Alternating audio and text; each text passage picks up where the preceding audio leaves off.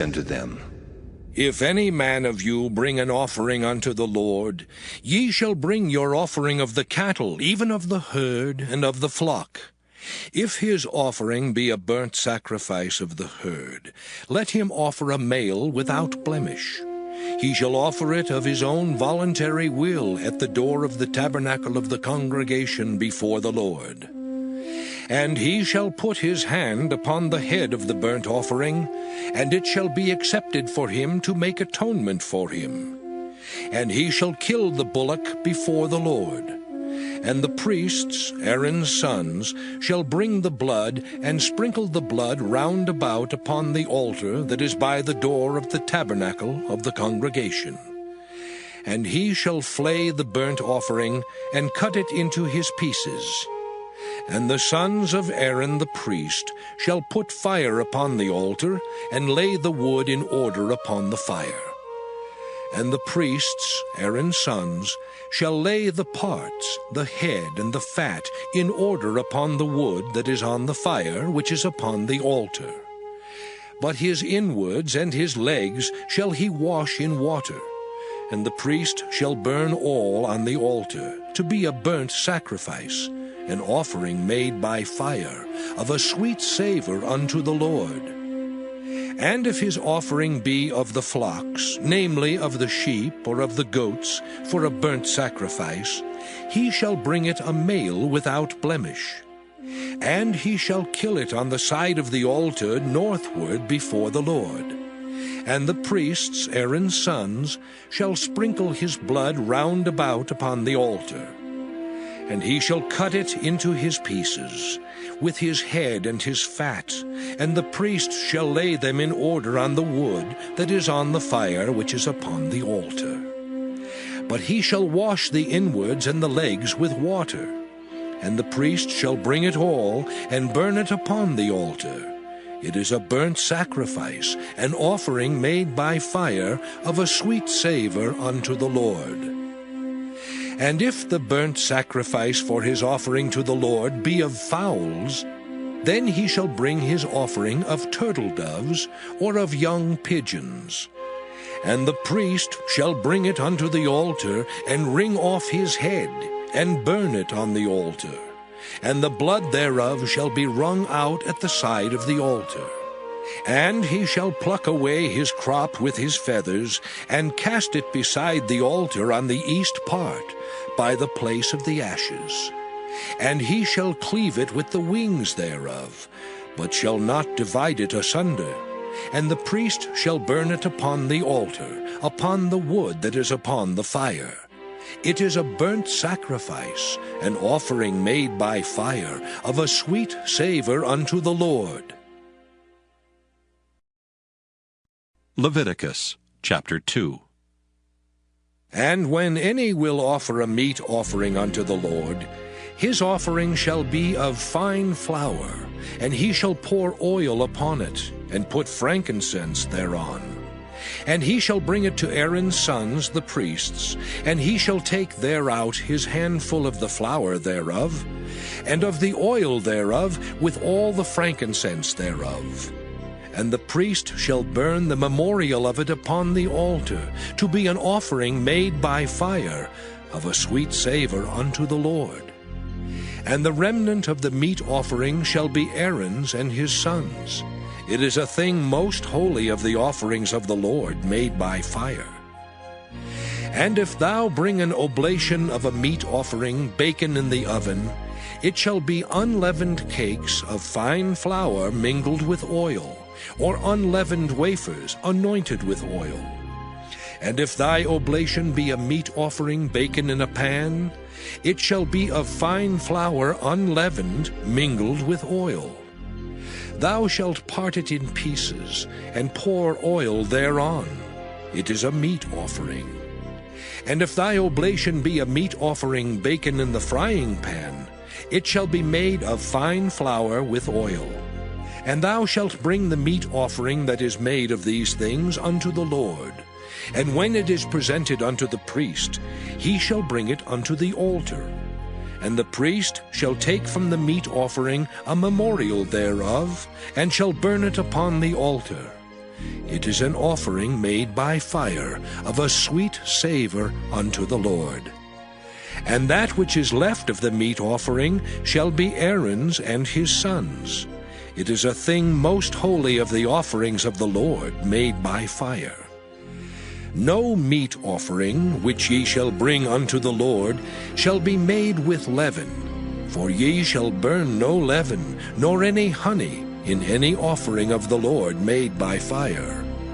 As for the oblation of the first fruits, ye shall offer them unto the Lord. But they shall not be burnt on the altar for a sweet savour. And every oblation of thy meat offering shalt thou season with salt. Neither shalt thou suffer the salt of the covenant of thy God to be lacking from thy meat offering. With all thine offerings thou shalt offer salt. And if thou offer a meat offering of thy first fruits unto the Lord, thou shalt offer for the meat offering of thy first fruits green ears of corn dried by the fire, even corn beaten out of full ears. And thou shalt put oil upon it, and lay frankincense thereon. It is a meat offering. And the priest shall burn the memorial of it, part of the beaten corn thereof, and part of the oil thereof, with all the frankincense thereof. It is an offering made by fire unto the Lord.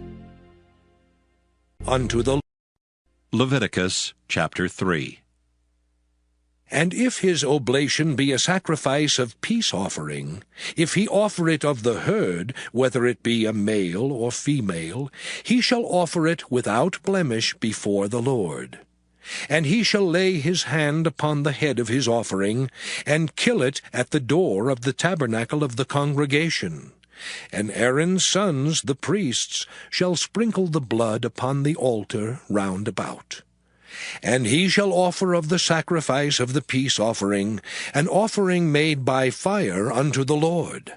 The fat that covereth the inwards, and all the fat that is upon the inwards, and the 2 kidneys, and the fat that is on them, which is by the flanks, and the caul above the liver with the kidneys, it shall he take away.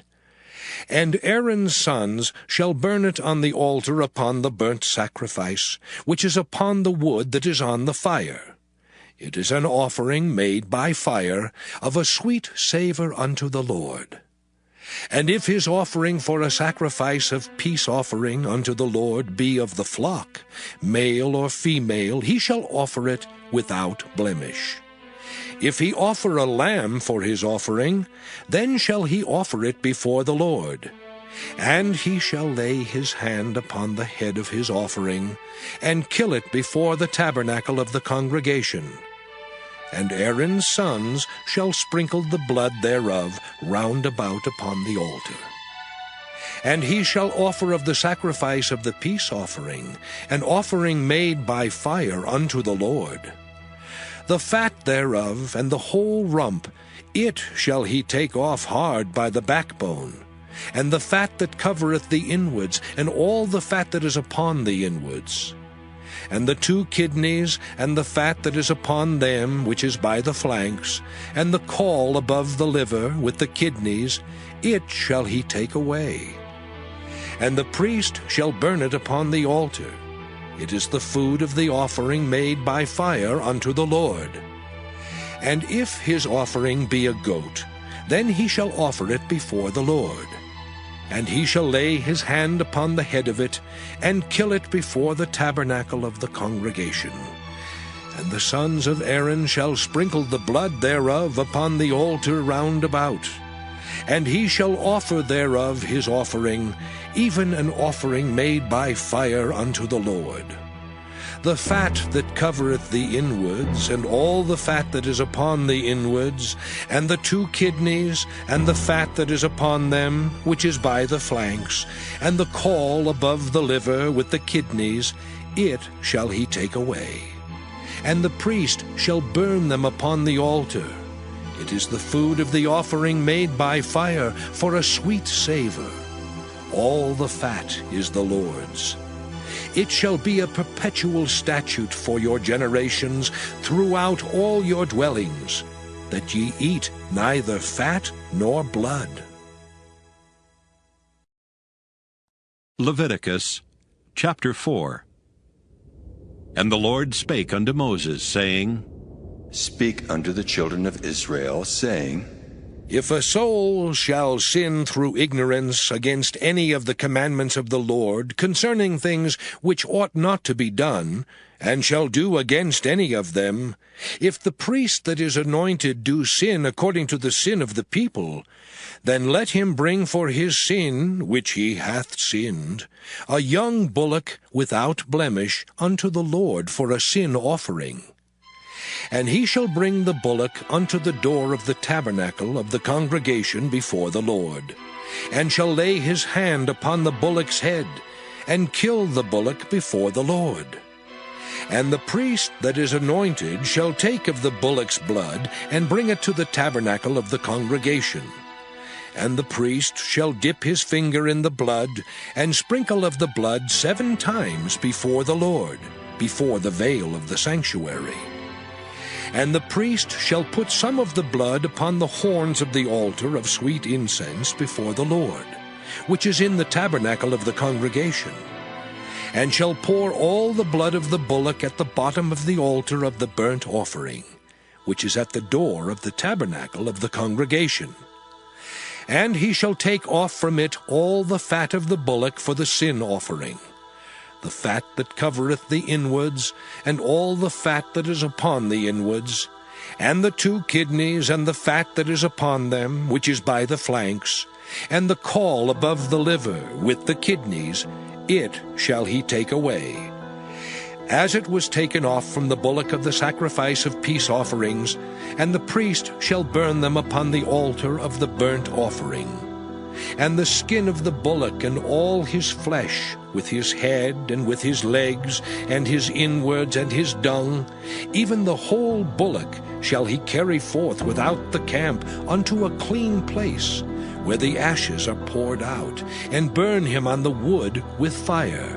Where the ashes are poured out shall he be burnt. And if the whole congregation of Israel sin through ignorance, and the thing be hid from the eyes of the assembly, and they have done somewhat against any of the commandments of the Lord concerning things which should not be done, and are guilty, when the sin which they have sinned against it is known, then the congregation shall offer a young bullock for the sin, and bring him before the tabernacle of the congregation. And the elders of the congregation shall lay their hands upon the head of the bullock before the Lord. And the bullock shall be killed before the Lord. And the priest that is anointed shall bring of the bullock's blood to the tabernacle of the congregation. And the priest shall dip his finger in some of the blood, and sprinkle it 7 times before the Lord, even before the veil. And he shall put some of the blood upon the horns of the altar which is before the Lord, that is in the tabernacle of the congregation, and shall pour out all the blood at the bottom of the altar of the burnt offering, which is at the door of the tabernacle of the congregation. And he shall take all his fat from him, and burn it upon the altar. And he shall do with the bullock as he did with the bullock for a sin offering, so shall he do with this.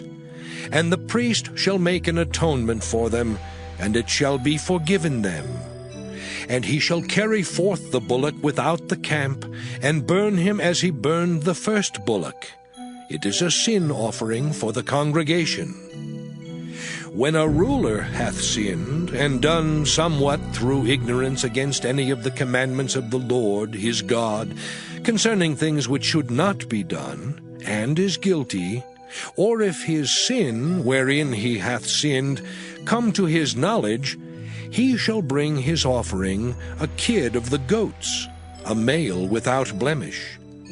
And he shall lay his hand upon the head of the goat, and kill it in the place where they kill the burnt offering before the Lord. It is a sin offering. And the priest shall take of the blood of the sin offering with his finger, and put it upon the horns of the altar of burnt offering, and shall pour out his blood at the bottom of the altar of burnt offering. And he shall burn all his fat upon the altar, as the fat of the sacrifice of peace offerings. And the priest shall make an atonement for him as concerning his sin, and it shall be forgiven him. And if any one of the common people sin through ignorance, while he doeth somewhat against any of the commandments of the Lord, concerning things which ought not to be done, and be guilty, or if his sin which he hath sinned come to his knowledge, then he shall bring his offering, a kid of the goats, a female without blemish, for his sin which he hath sinned. And he shall lay his hand upon the head of the sin offering, and slay the sin offering in the place of the burnt offering. And the priest shall take of the blood thereof with his finger, and put it upon the horns of the altar of burnt offering, and shall pour out all the blood thereof at the bottom of the altar. And he shall take away all the fat thereof, as the fat is taken away from off the sacrifice of peace offerings. And the priest shall burn it upon the altar for a sweet savour unto the Lord. And the priest shall make an atonement for him, and it shall be forgiven him. And if he bring a lamb for a sin offering, he shall bring it a female without blemish. And he shall lay his hand upon the head of the sin offering, and slay it for a sin offering in the place where they kill the burnt offering. And the priest shall take of the blood of the sin offering with his finger, and put it upon the horns of the altar of burnt offering, and shall pour out all the blood thereof at the bottom of the altar. And he shall take away all the fat thereof, as the fat of the lamb is taken away from the sacrifice of the peace offerings. And the priest shall burn them upon the altar, according to the offerings made by fire unto the Lord. And the priest shall make an atonement for his sin that he hath committed, and it shall be forgiven him. Leviticus chapter 5.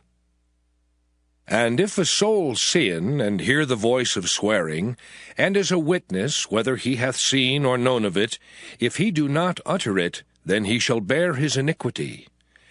Or if a soul touch any unclean thing, whether it be a carcass of an unclean beast, or a carcass of unclean cattle, or the carcass of unclean creeping things, and if it be hidden from him, he also shall be unclean and guilty. Or if he touch the uncleanness of man, whatsoever uncleanness it be, that a man shall be defiled withal, and it be hid from him, when he knoweth of it, then he shall be guilty. Or if a soul swear, pronouncing with his lips to do evil, or to do good, whatsoever it be that a man shall pronounce with an oath, and it be hid from him, when he knoweth of it, then he shall be guilty in one of these. And it shall be, when he shall be guilty in one of these things, that he shall confess that he hath sinned in that thing. And he shall bring his trespass offering unto the Lord for his sin which he hath sinned, a female from the flock, a lamb or a kid of the goats for a sin offering. And the priest shall make an atonement for him concerning his sin.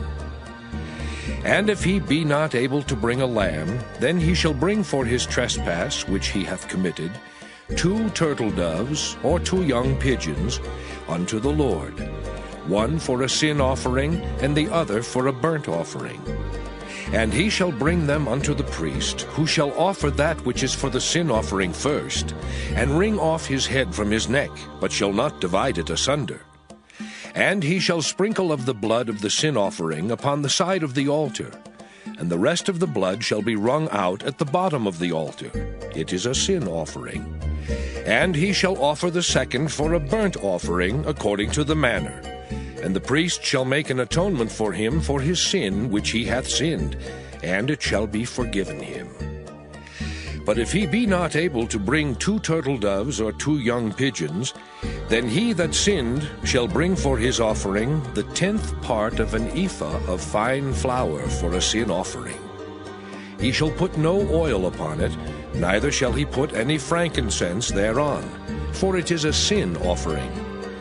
Then shall he bring it to the priest, And the priest shall take his handful of it, even a memorial thereof, and burn it on the altar, according to the offerings made by fire unto the Lord. It is a sin offering. And the priest shall make an atonement for him, as touching his sin that he hath sinned in one of these, and it shall be forgiven him. And the remnant shall be the priest's, as a meat offering. And the Lord spake unto Moses, saying, If a soul commit a trespass and sin through ignorance in the holy things of the Lord, then he shall bring for his trespass unto the Lord a ram without blemish out of the flocks, with thy estimation by shekels of silver, after the shekel of the sanctuary, for a trespass offering. And he shall make amends for the harm that he hath done in the holy thing, and shall add the 5th part thereto, and give it unto the priest. And the priest shall make an atonement for him with the ram of the trespass offering, and it shall be forgiven him. And if a soul sin, and commit any of these things which are forbidden to be done by the commandments of the Lord, though he wist it not, yet is he guilty, and shall bear his iniquity. And he shall bring a ram without blemish out of the flock, with thy estimation for a trespass offering unto the priest. And the priest shall make an atonement for him concerning his ignorance wherein he erred, and wist it not, and it shall be forgiven him. It is a trespass offering. He hath certainly trespassed against the Lord. Leviticus chapter 6. And the Lord spake unto Moses, saying, If a soul sin and commit a trespass against the Lord, and lie unto his neighbor in that which was delivered him to keep, or in fellowship, or in a thing taken away by violence, or hath deceived his neighbor, or hath found that which was lost, and lieth concerning it, and sweareth falsely, in any of all these that a man doeth, sinning therein, then it shall be, because he hath sinned and is guilty, that he shall restore that which he took violently away, or the thing which he hath deceitfully gotten, or that which was delivered him to keep, or the lost thing which he found, or all that about which he hath sworn falsely. He shall even restore it in the principal, and shall add the 5th part more thereto, and give it unto him to whom it appertaineth, in the day of his trespass offering. And he shall bring his trespass offering unto the Lord, a ram without blemish out of the flock, with thy estimation for a trespass offering unto the priest. And the priest shall make an atonement for him before the Lord, and it shall be forgiven him for anything of all that he hath done in trespassing therein. And the Lord spake unto Moses, saying, Command Aaron and his sons, saying, This is the law of the burnt offering. It is the burnt offering because of the burning upon the altar all night unto the morning, and the fire of the altar shall be burning in it. And the priest shall put on his linen garment, and his linen breeches shall he put upon his flesh, and take up the ashes which the fire hath consumed with the burnt offering on the altar, and he shall put them beside the altar. And he shall put off his garments, and put on other garments, and carry forth the ashes without the camp unto a clean place. And the fire upon the altar shall be burning in it, it shall not be put out. And the priest shall burn wood on it every morning, and lay the burnt offering in order upon it. And he shall burn thereon the fat of the peace offerings. The fire shall ever be burning upon the altar, it shall never go out. And this is the law of the meat offering. The sons of Aaron shall offer it before the Lord, before the altar. And he shall take of it his handful, of the flour of the meat offering, and of the oil thereof, and all the frankincense which is upon the meat offering, and shall burn it upon the altar for a sweet savour, even the memorial of it unto the Lord. And the remainder thereof shall Aaron and his sons eat. With unleavened bread shall it be eaten in the holy place. In the court of the tabernacle of the congregation they shall eat it. It shall not be baken with leaven. I have given it unto them for their portion of my offerings made by fire. It is most holy, as is the sin offering, and as the trespass offering. All the males among the children of Aaron shall eat of it. It shall be a statute forever in your generations concerning the offerings of the Lord made by fire. Every one that toucheth them shall be holy.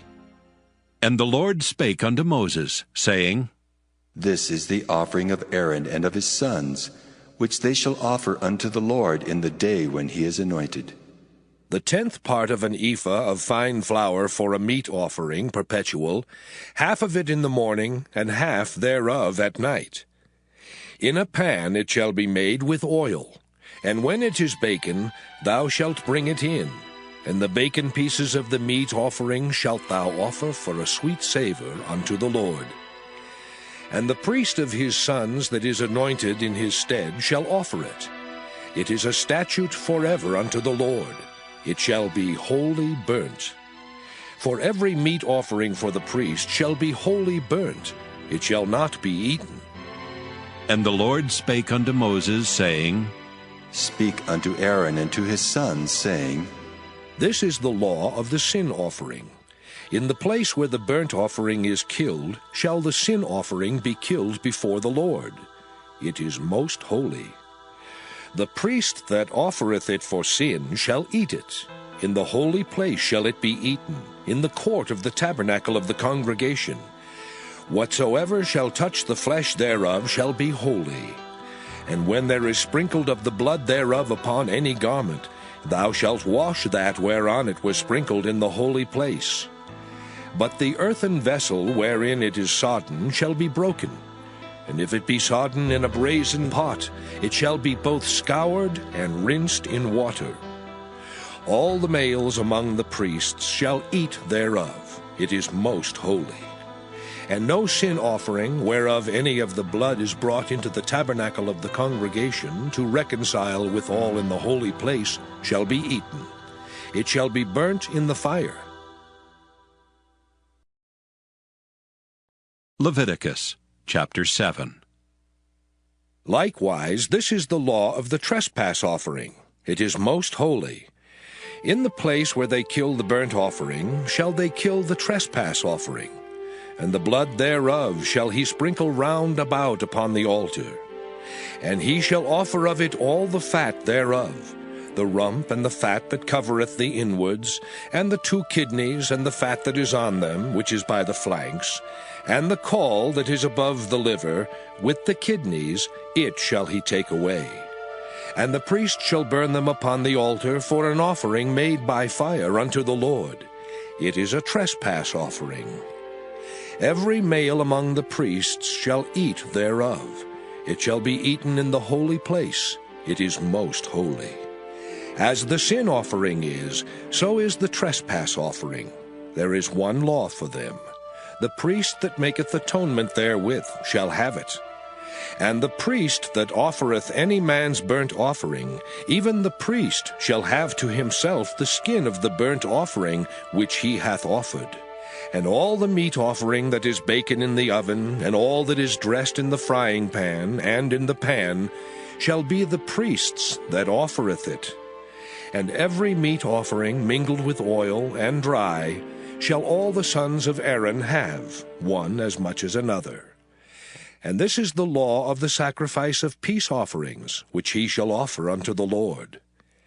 If he offer it for a thanksgiving, then he shall offer with the sacrifice of thanksgiving unleavened cakes mingled with oil, and unleavened wafers anointed with oil, and cakes mingled with oil of fine flour, fried.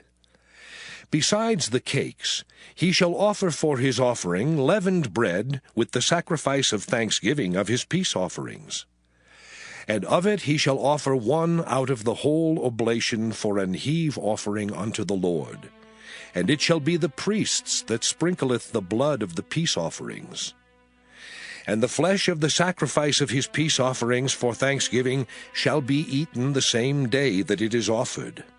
He shall not leave any of it until the morning. But if the sacrifice of his offering be a vow, or a voluntary offering, it shall be eaten the same day that he offereth his sacrifice, and on the morrow also the remainder of it shall be eaten. But the remainder of the flesh of the sacrifice on the third day shall be burnt with fire. And if any of the flesh of the sacrifice of his peace offerings be eaten at all on the third day, it shall not be accepted, neither shall it be imputed unto him that offereth it. It shall be an abomination, and the soul that eateth of it shall bear his iniquity. And the flesh that toucheth any unclean thing shall not be eaten, it shall be burnt with fire. And as for the flesh, all that be clean shall eat thereof.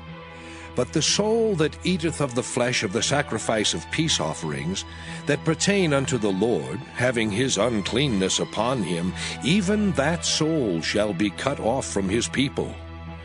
Moreover, the soul that shall touch any unclean thing, as the uncleanness of man, or any unclean beast, or any abominable unclean thing, and eat of the flesh of the sacrifice of peace offerings, which pertain unto the Lord, even that soul shall be cut off from his people.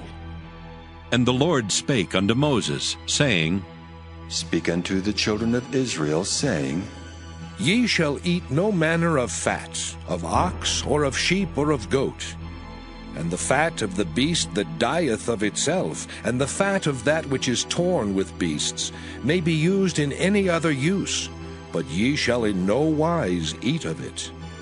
For whosoever eateth the fat of the beast, of which men offer an offering made by fire unto the Lord, even the soul that eateth it shall be cut off from his people.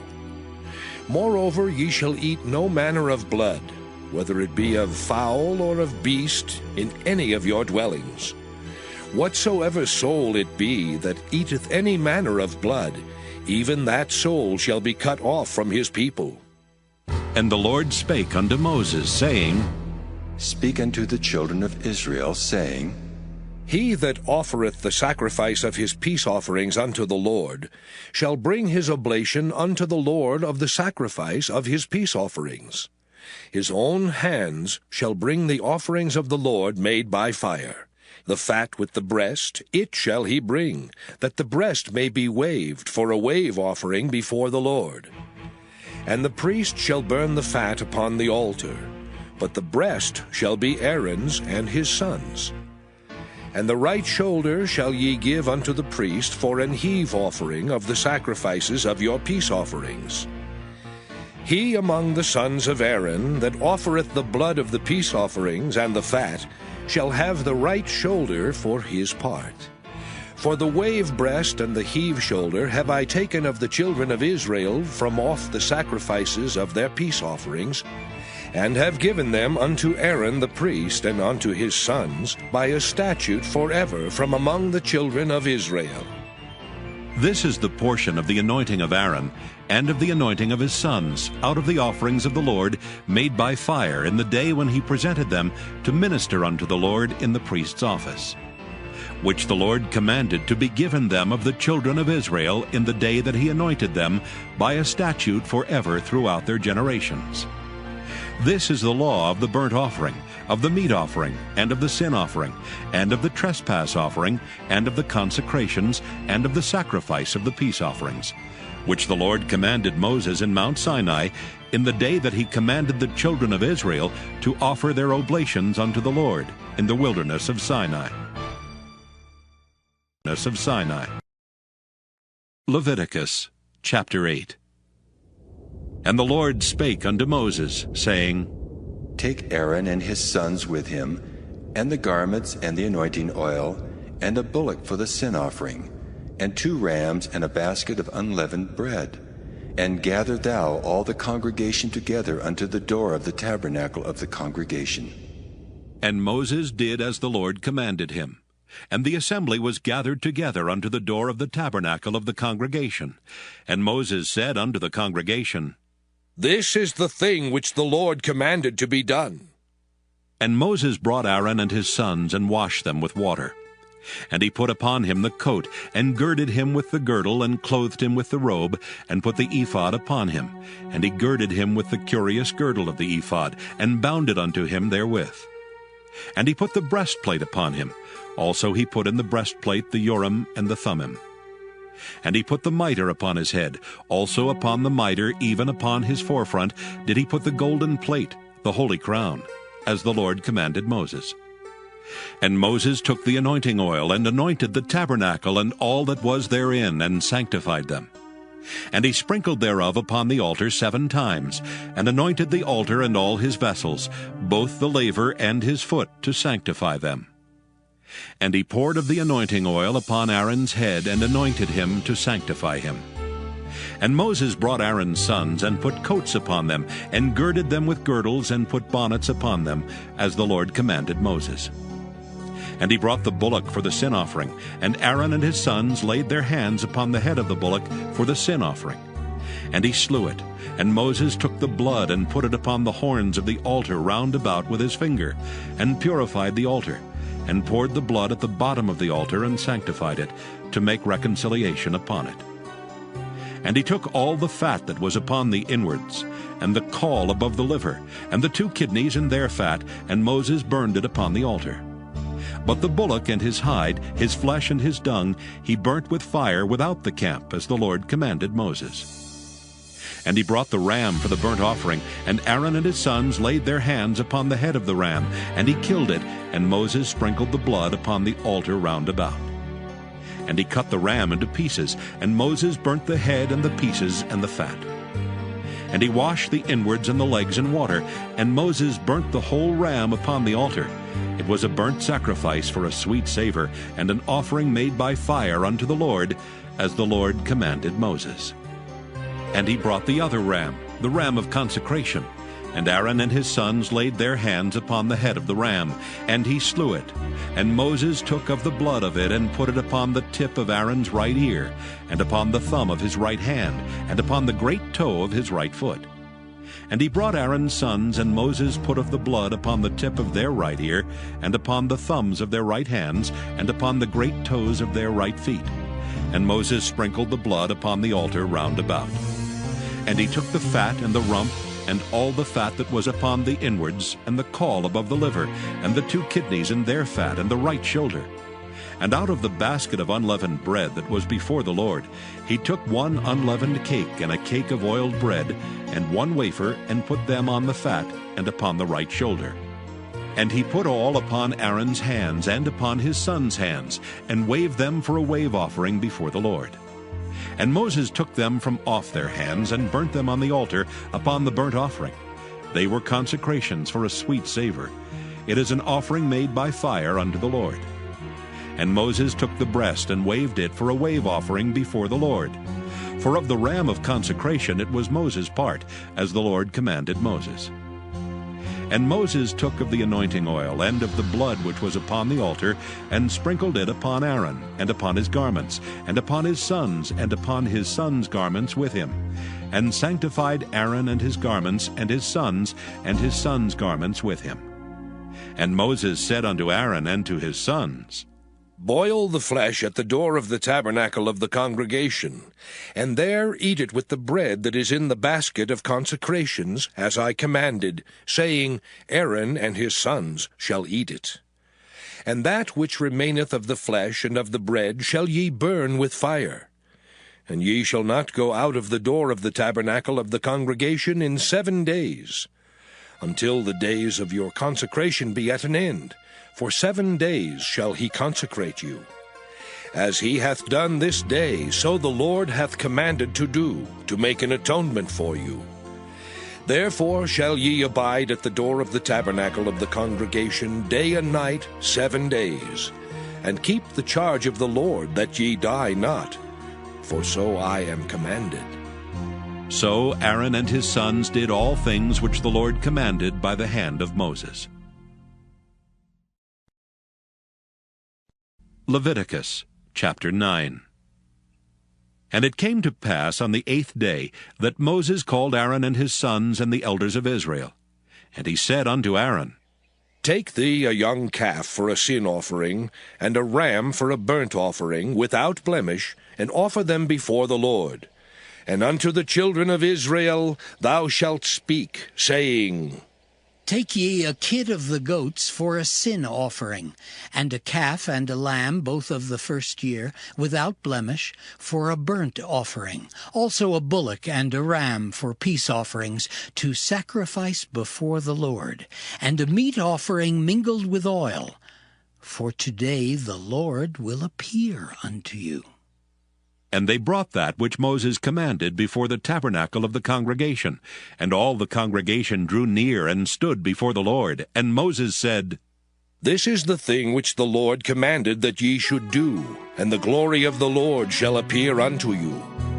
And Moses said unto Aaron, Go unto the altar, and offer thy sin offering and thy burnt offering, and make an atonement for thyself and for the people, and offer the offering of the people, and make an atonement for them, as the Lord commanded. Aaron therefore went unto the altar, and slew the calf of the sin offering which was for himself. And the sons of Aaron brought the blood unto him, and he dipped his finger in the blood, and put it upon the horns of the altar, and poured out the blood at the bottom of the altar. But the fat and the kidneys and the caul above the liver of the sin offering he burnt upon the altar, as the Lord commanded Moses. And the flesh and the hide he burnt with fire without the camp. And he slew the burnt offering, and Aaron's sons presented unto him the blood which he sprinkled round about upon the altar. And they presented the burnt offering unto him with the pieces thereof and the head, and he burnt them upon the altar. And he did wash the inwards and the legs, and burnt them upon the burnt offering on the altar.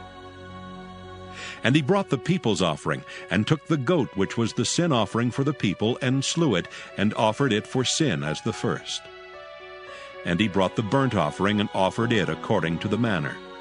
And he brought the meat offering, and took an handful thereof, and burnt it upon the altar, beside the burnt sacrifice of the morning. He slew also the bullock and the ram for a sacrifice of peace offerings, which was for the people.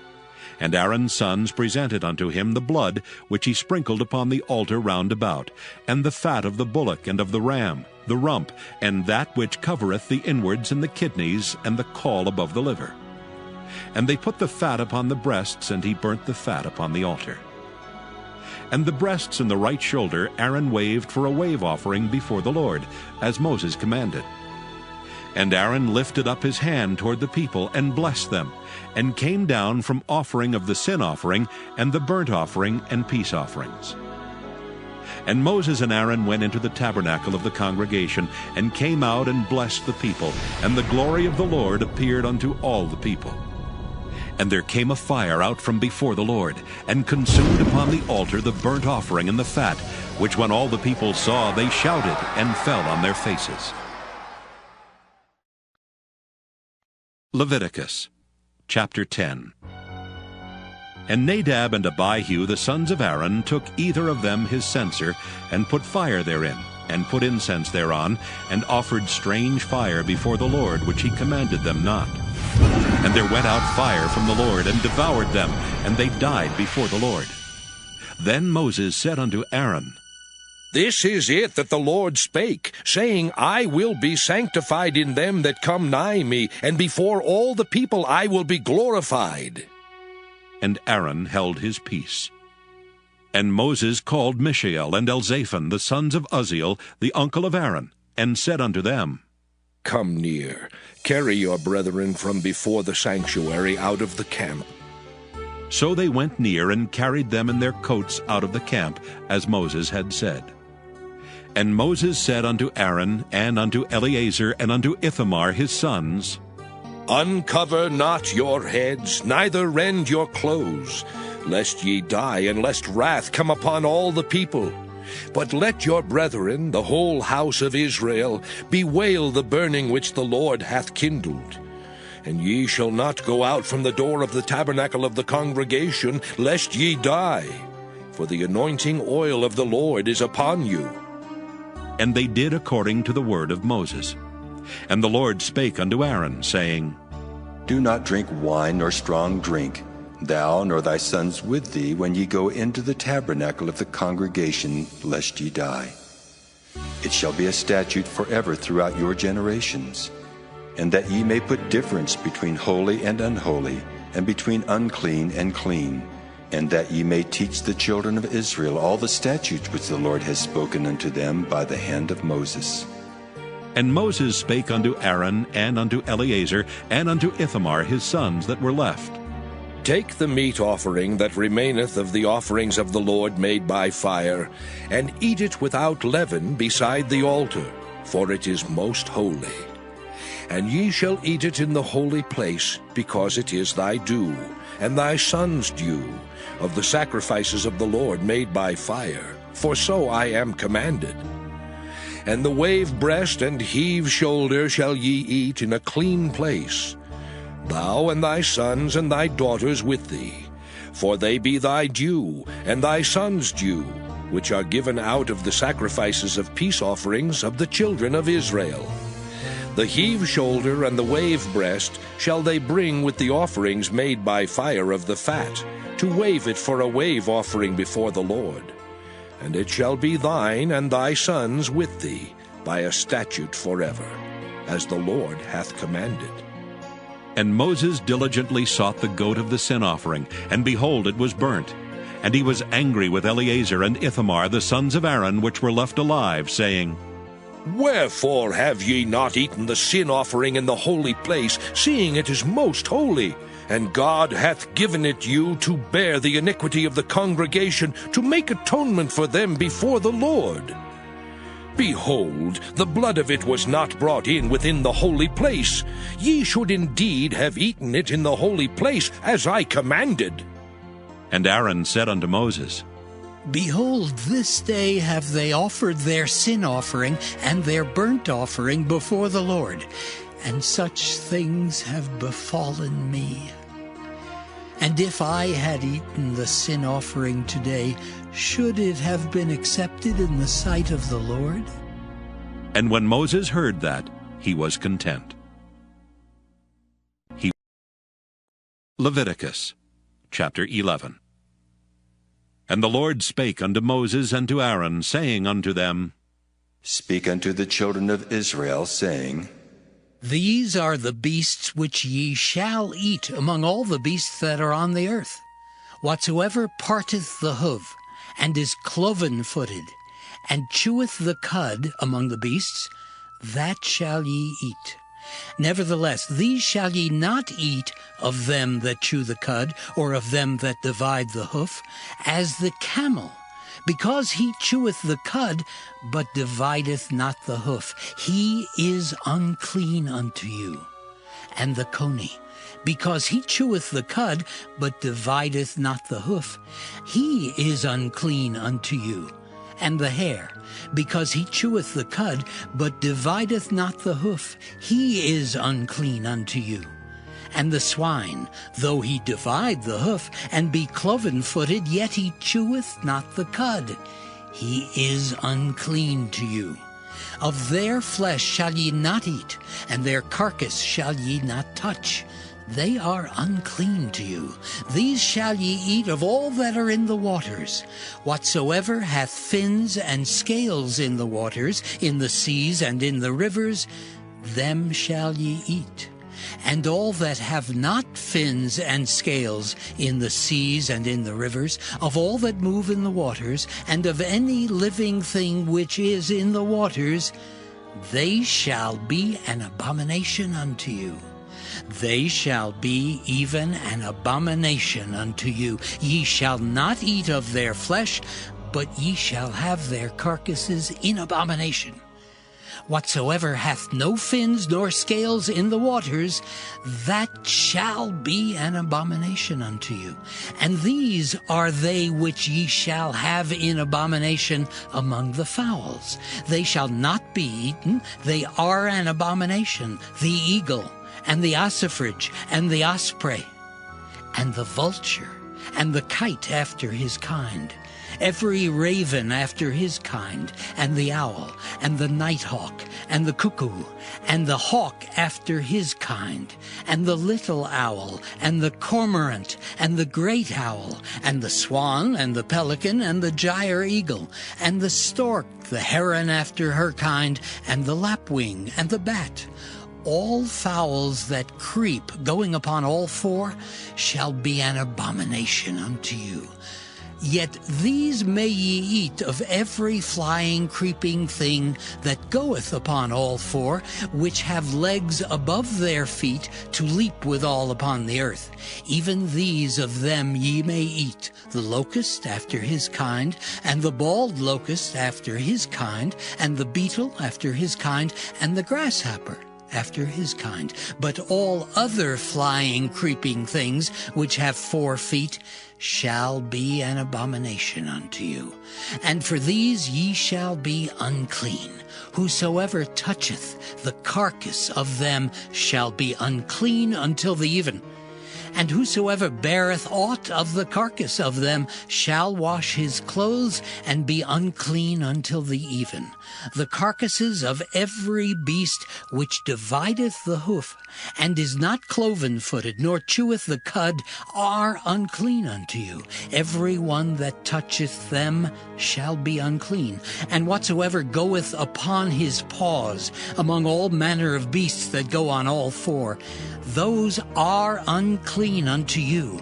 Whoso toucheth their carcass shall be unclean until the even. And he that beareth the carcass of them shall wash his clothes, and be unclean until the even. They are unclean unto you. These also shall be unclean unto you among the creeping things that creep upon the earth, the weasel and the mouse, and the tortoise after his kind, and the ferret, and the chameleon, and the lizard, and the snail, and the mole. These are unclean to you among all that creep. Whosoever doth touch them when they be dead shall be unclean until the even. And upon whatsoever any of them when they are dead doth fall, it shall be unclean, whether it be any vessel of wood or raiment or skin or sack, whatsoever vessel it be, wherein any work is done, it must be put into water, and it shall be unclean until the even. So it shall be cleansed. And every earthen vessel whereinto any of them falleth, whatsoever is in it shall be unclean, and ye shall break it. Of all meat which may be eaten, that on which such water cometh shall be unclean. And all drink that may be drunk in every such vessel shall be unclean. And every thing whereupon any part of their carcass falleth shall be unclean, whether it be oven or ranges for pots, they shall be broken down, for they are unclean, and shall be unclean unto you. Nevertheless, a fountain or pit, wherein there is plenty of water, shall be clean, but that which toucheth their carcass shall be unclean. And if any part of their carcass fall upon any sowing seed which is to be sown, it shall be clean. But if any water be put upon the seed, and any part of their carcass fall thereon, it shall be unclean unto you. And if any beast of which ye may eat die, he that toucheth the carcass thereof shall be unclean until the even. And he that eateth of the carcass of it shall wash his clothes, and be unclean until the even. He also that beareth the carcass of it shall wash his clothes, and be unclean until the even. And every creeping thing that creepeth upon the earth shall be an abomination. It shall not be eaten. Whatsoever goeth upon the belly, and whatsoever goeth upon all 4, or whatsoever hath more feet among all creeping things that creep upon the earth, them ye shall not eat, for they are an abomination. Ye shall not make yourselves abominable with any creeping thing that creepeth. neither shall ye make yourselves unclean with them, that ye should be defiled thereby. For I am the Lord your God. Ye shall therefore sanctify yourselves, and ye shall be holy, for I am holy. Neither shall ye defile yourselves with any manner of creeping thing that creepeth upon the earth. For I am the Lord that bringeth you up out of the land of Egypt to be your God. Ye shall therefore be holy, for I am holy. This is the law of the beasts and of the fowl, and of every living creature that moveth in the waters, and of every creature that creepeth upon the earth, to make a difference between the unclean and the clean, and between the beast that may be eaten and the beast that may not be eaten. Leviticus chapter 12. And the Lord spake unto Moses, saying, Speak unto the children of Israel, saying, If a woman have conceived seed and born a man-child, then she shall be unclean 7 days. According to the days of the separation for her infirmity shall she be unclean. And in the 8th day the flesh of his foreskin shall be circumcised. And she shall then continue in the blood of her purifying 33 days. She shall touch no hallowed thing, nor come into the sanctuary until the days of her purifying be fulfilled. But if she bear a maid child, then she shall be unclean 2 weeks, as in her separation, and she shall continue in the blood of her purifying 66 days. And when the days of her purifying are fulfilled, for a son or for a daughter, she shall bring a lamb of the 1st year for a burnt offering, and a young pigeon or a turtle-dove for a sin offering unto the door of the tabernacle of the congregation, unto the priest, who shall offer it before the Lord, and make an atonement for her, and she shall be cleansed from the issue of her blood.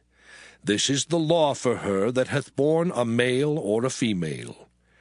And if she be not able to bring a lamb, then she shall bring 2 turtles, or 2 young pigeons, the one for the burnt offering, and the other for a sin offering.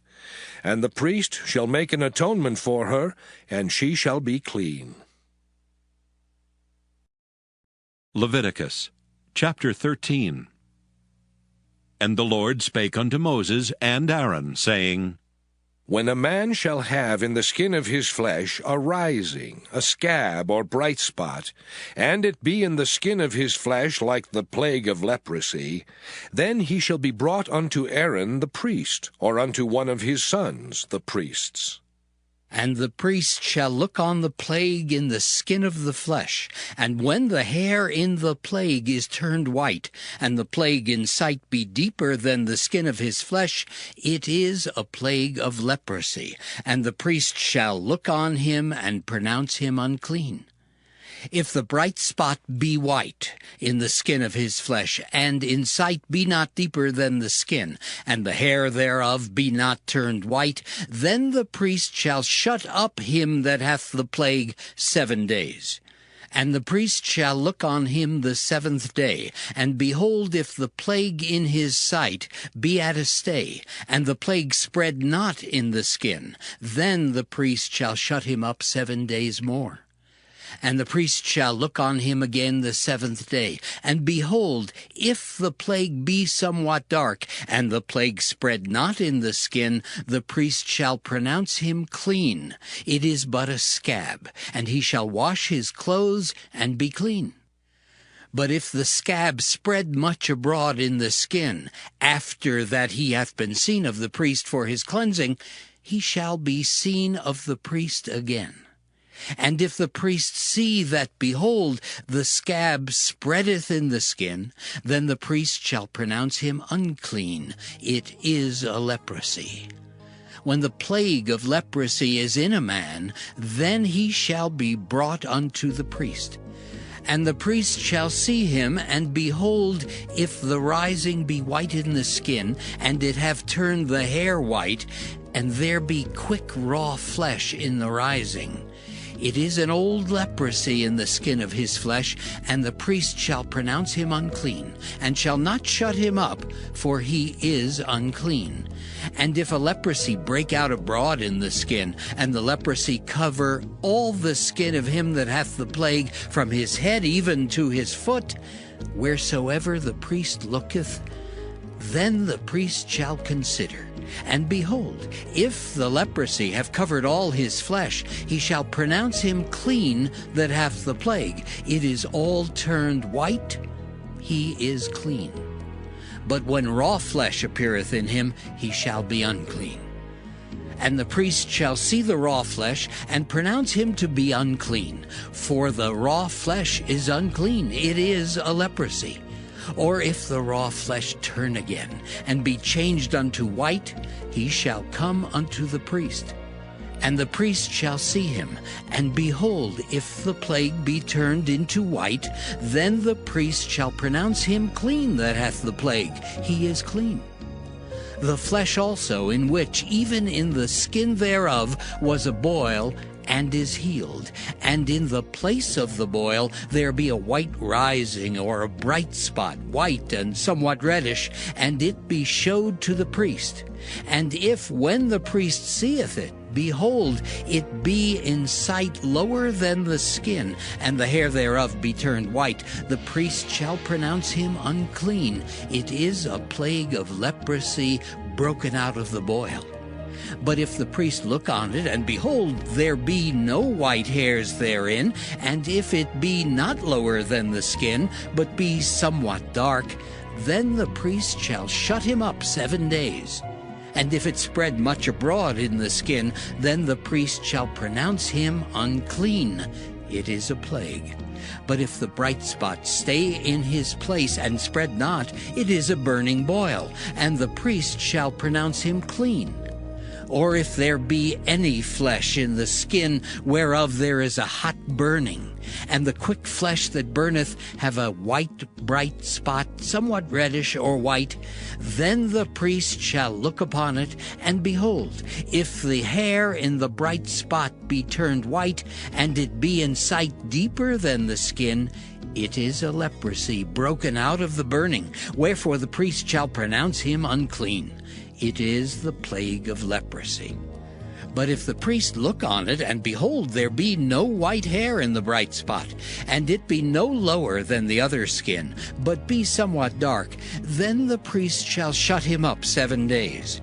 And the priest shall look upon him the 7th day, and if it be spread much abroad in the skin, then the priest shall pronounce him unclean. It is the plague of leprosy. And if the bright spot stay in his place, and spread not in the skin, but it be somewhat dark, it is a rising of the burning, and the priest shall pronounce him clean, for it is an inflammation of the burning. If a man or woman have a plague upon the head or the beard, then the priest shall see the plague, and behold, if it be in sight deeper than the skin, and there be in it a yellow thin hair, then the priest shall pronounce him unclean. It is a dry skull, even a leprosy upon the head or beard. And if the priest look on the plague of the skull, and behold, it be not in sight deeper than the skin, and that there is no black hair in it, then the priest shall shut up him that hath the plague of the skull 7 days. And in the 7th day the priest shall look on the plague, and behold, if the skull spread not, and there be in it no yellow hair, and the skull be not in sight deeper than the skin, he shall be shaven, but the skull shall he not shave, and the priest shall shut up him that hath the skull 7 days more. And in the 7th day the priest shall look on the skull, and behold, if the skull be not spread in the skin, nor be in sight deeper than the skin, then the priest shall pronounce him clean, and he shall wash his clothes and be clean. But if the scald spread much in the skin after his cleansing, then the priest shall look on him, and behold, if the scald be spread in the skin, the priest shall not seek for yellow hair. He is unclean. But if the scald be in his sight at a stay, and that there is black hair grown up therein, the scald is healed, he is clean, and the priest shall pronounce him clean. If a man also or a woman have in the skin of their flesh bright spots, even white bright spots, then the priest shall look, and behold, if the bright spots in the skin of their flesh be darkish white, it is a freckled spot that groweth in the skin, he is clean. And the man whose hair is fallen off his head, he is bald, yet is he clean. And he that hath his hair fallen off from the part of his head toward his face, he is forehead bald, yet is he clean. And if there be in the bald head or bald forehead a white reddish sore, it is a leprosy sprung up in his bald head or his bald forehead. Then the priest shall look upon it, and behold, if the rising of the sore be white reddish in his bald head or in his bald forehead, as the leprosy appeareth in the skin of the flesh, he is a leprous man, he is unclean. The priest shall pronounce him utterly unclean. His plague is in his head. And the leper in whom the plague is, his clothes shall be rent, and his head bare, and he shall put a covering upon his upper lip, and shall cry, Unclean, unclean. All the days wherein the plague shall be in him, he shall be defiled. He is unclean. He shall dwell alone. Without the camp shall his habitation be. The garment also that the plague of leprosy is in, whether it be a woolen garment or a linen garment, whether it be in the warp or woof of linen or of woolen, whether in a skin or in anything made of skin. And if the plague be greenish or reddish in the garment, or in the skin, either in the warp or in the woof, or in anything of skin, it is a plague of leprosy, and shall be showed unto the priest. And the priest shall look upon the plague, and shut up it that hath the plague 7 days. And he shall look on the plague on the 7th day. If the plague be spread in the garment, either in the warp or in the woof, or in a skin, or in any work that is made of skin, the plague is a fretting leprosy. It is unclean. He shall therefore burn that garment, whether warp or woof, in woolen or in linen, or anything of skin, wherein the plague is, for it is a fretting leprosy. It shall be burnt in the fire. And if the priest shall look, and behold, the plague be not spread in the garment, either in the warp or in the woof, or in anything of skin, then the priest shall command that they wash the thing wherein the plague is, and he shall shut it up 7 days more. And the priest shall look on the plague after that it is washed, and behold, if the plague have not changed his color, and the plague be not spread, it is unclean. Thou shalt burn it in the fire. It is fret inward, whether it be bare within or without. And if the priest look, and behold, the plague be somewhat dark after the washing of it, then he shall rend it out of the garment, or out of the skin, or out of the warp, or out of the woof. And if it appear still in the garment, either in the warp, or in the woof, or in anything of skin, it is a spreading plague. Thou shalt burn that wherein the plague is with fire. And the garment, either warp or woof, or whatsoever thing of skin it be, which thou shalt wash, if the plague be departed from them, then it shall be washed the 2nd time, and shall be clean. This is the law of the plague of leprosy in a garment of woolen or linen, either in the warp or woof, or anything of skins, to pronounce it clean or to pronounce it unclean.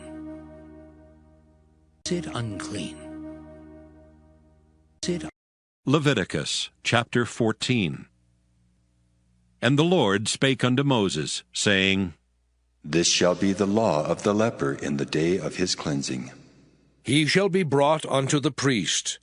And the priest shall go forth out of the camp, and the priest shall look, and behold, if the plague of leprosy be healed in the leper, then shall the priest command to take for him that is to be cleansed 2 birds alive and clean, and cedar wood, and scarlet and hyssop. And the priest shall command that one of the birds be killed in an earthen vessel over running water. As for the living bird, he shall take it, and the cedar wood, and the scarlet, and the hyssop, and shall dip them and the living bird in the blood of the bird that was killed over the running water. And he shall sprinkle upon him that is to be cleansed from the leprosy 7 times, and shall pronounce him clean, and shall let the living bird loose into the open field. And he that is to be cleansed shall wash his clothes, and shave off all his hair, and wash himself in water, that he may be clean. And after that he shall come into the camp, and shall tarry abroad out of his tent 7 days. But it shall be on the 7th day that he shall shave all his hair off his head, and his beard, and his eyebrows, even all his hair he shall shave off. And he shall wash his clothes, also he shall wash his flesh in water, and he shall be clean. And on the 8th day he shall take 2 he-lambs without blemish, and 1 ewe-lamb of the 1st year without blemish, and 3/10 deals of fine flour for a meat offering, mingled with oil, and 1 log of oil. And the priest that maketh him clean shall present the man that is to be made clean, and those things before the Lord, at the door of the tabernacle of the congregation. And the priest shall take 1 he-lamb, and offer him for a trespass offering, and the log of oil, and wave them for a wave offering before the Lord. And he shall slay the lamb in the place where he shall kill the sin offering and the burnt offering, in the holy place. For as the sin offering is the priest's, so is the trespass offering. It is most holy. And the priest shall take some of the blood of the trespass offering, and the priest shall put it upon the tip of the right ear of him that is to be cleansed, and upon the thumb of his right hand, and upon the great toe of his right foot.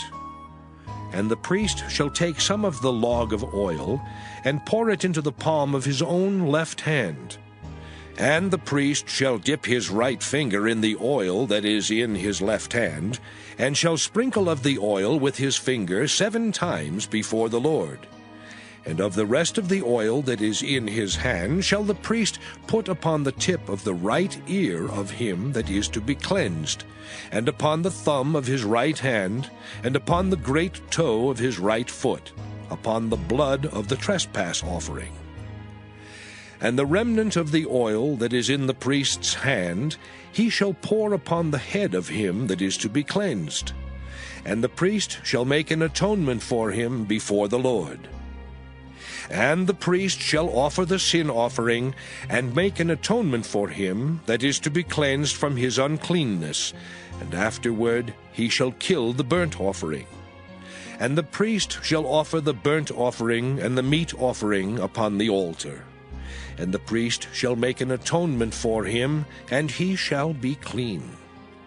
And if he be poor and cannot get so much, then he shall take 1 lamb for a trespass offering to be waved, to make an atonement for him, and 1/10 deal of fine flour mingled with oil for a meat offering, and a log of oil. And 2 turtle doves, or 2 young pigeons, such as he is able to get, and the one shall be a sin offering, and the other a burnt offering. And he shall bring them on the 8th day for his cleansing unto the priest, unto the door of the tabernacle of the congregation before the Lord. And the priest shall take the lamb of the trespass offering, and the log of oil, and the priest shall wave them for a wave offering before the Lord.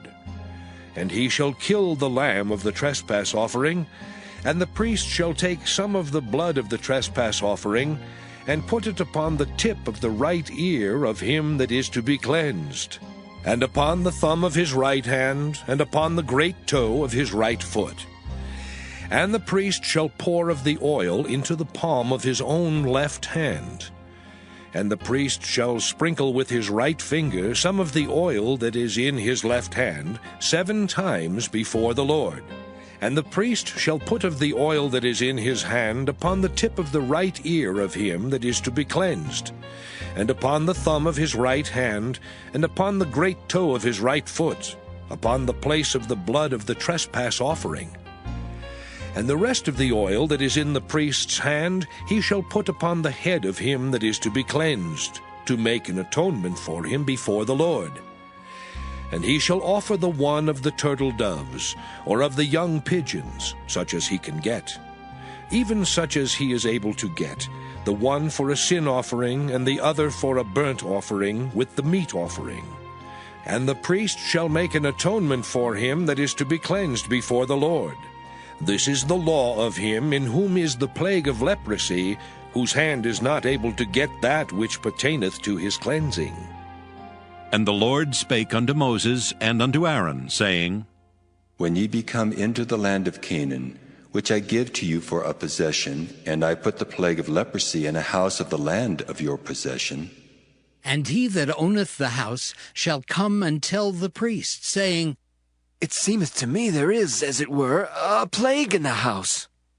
Then the priest shall command that they empty the house before the priest go into it to see the plague, that all that is in the house be not made unclean. And afterward the priest shall go in to see the house. And he shall look on the plague, and behold, if the plague be in the walls of the house, with hollow strakes, greenish or reddish, which in sight are lower than the wall, then the priest shall go out of the house to the door of the house, and shut up the house 7 days. And the priest shall come again the 7th day, and shall look. And behold, if the plague be spread in the walls of the house, then the priest shall command that they take away the stones in which the plague is, and they shall cast them into an unclean place without the city. And he shall cause the house to be scraped within round about, and they shall pour out the dust that they scrape off without the city into an unclean place. And they shall take other stones, and put them in the place of those stones. And he shall take other mortar, and shall plaster the house. And if the plague come again, and break out in the house, after that he hath taken away the stones, and after he hath scraped the house, and after it is plastered, then the priest shall come and look. And behold, if the plague be spread in the house, it is a fretting leprosy in the house, it is unclean. And he shall break down the house, the stones of it, and the timber thereof, and all the mortar of the house, and he shall carry them forth out of the city into an unclean place. Moreover, he that goeth into the house all the while that it is shut up shall be unclean until the even. And he that lieth in the house shall wash his clothes, and he that eateth in the house shall wash his clothes. And if the priest shall come in and look upon it, and behold, the plague hath not spread in the house after the house was plastered, then the priest shall pronounce the house clean, because the plague is healed. And he shall take to cleanse the house 2 birds, and cedar wood, and scarlet, and hyssop. And he shall kill the one of the birds in an earthen vessel over running water. And he shall take the cedar wood, and the hyssop, and the scarlet, and the living bird, and dip them in the blood of the slain bird, and in the running water, and sprinkle the house 7 times. And he shall cleanse the house with the blood of the bird, and with the running water, and with the living bird, and with the cedar wood, and with the hyssop, and with the scarlet. But he shall let go the living bird out of the city into the open fields, and make an atonement for the house, and it shall be clean. This is the law for all manner of plague of leprosy and skull, and for the leprosy of a garment and of a house, and for a rising, and for a scab, and for a bright spot, to teach when it is unclean and when it is clean. This is the law of leprosy. Leprosy. Leviticus chapter 15. And the Lord spake unto Moses and to Aaron, saying, Speak unto the children of Israel, and say unto them, When any man hath a running issue out of his flesh, because of his issue he is unclean. And this shall be his uncleanness in his issue, whether his flesh run with his issue, or his flesh be stopped from his issue, it is his uncleanness. Every bed whereon he lieth that hath the issue is unclean, and everything whereon he sitteth shall be unclean. And whosoever toucheth his bed shall wash his clothes, and bathe himself in water, and be unclean until the even. And he that sitteth on anything whereon he sat that hath the issue shall wash his clothes, and bathe himself in water, and be unclean until the even. And he that toucheth the flesh of him that hath the issue shall wash his clothes, and bathe himself in water, and be unclean until the even. And if he that hath the issue spit upon him that is clean, then he shall wash his clothes, and bathe himself in water, and be unclean until the even. And what saddle soever he rideth upon that hath the issue shall be unclean. And whosoever toucheth anything that was under him shall be unclean until the even. And he that beareth any of those things shall wash his clothes, and bathe himself in water, and be unclean until the even. And whomsoever he toucheth that hath the issue, and hath not rinsed his hands in water, he shall wash his clothes, and bathe himself in water, and be unclean until the even. And the vessel of earth that he toucheth, which hath the issue, shall be broken, and every vessel of wood shall be rinsed in water. And when he that hath an issue is cleansed of his issue, then he shall number to himself 7 days for his cleansing, and wash his clothes, and bathe his flesh in running water, and shall be clean. And on the 8th day he shall take to him 2 turtle doves, or 2 young pigeons, and come before the Lord unto the door of the tabernacle of the congregation, and give them unto the priest. And the priest shall offer them, the one for a sin offering, and the other for a burnt offering. And the priest shall make an atonement for him before the Lord for his issue. And if any man's seed of copulation go out from him, then he shall wash all his flesh in water, and be unclean until the even. And every garment and every skin whereon is the seed of copulation shall be washed with water, and be unclean until the even. The woman also with whom man shall lie with seed of copulation, they shall both bathe themselves in water, and be unclean until the even. And if a woman have an issue, and her issue in her flesh be blood, she shall be put apart 7 days, and whosoever toucheth her shall be unclean until the even. And everything that she lieth upon in her separation shall be unclean.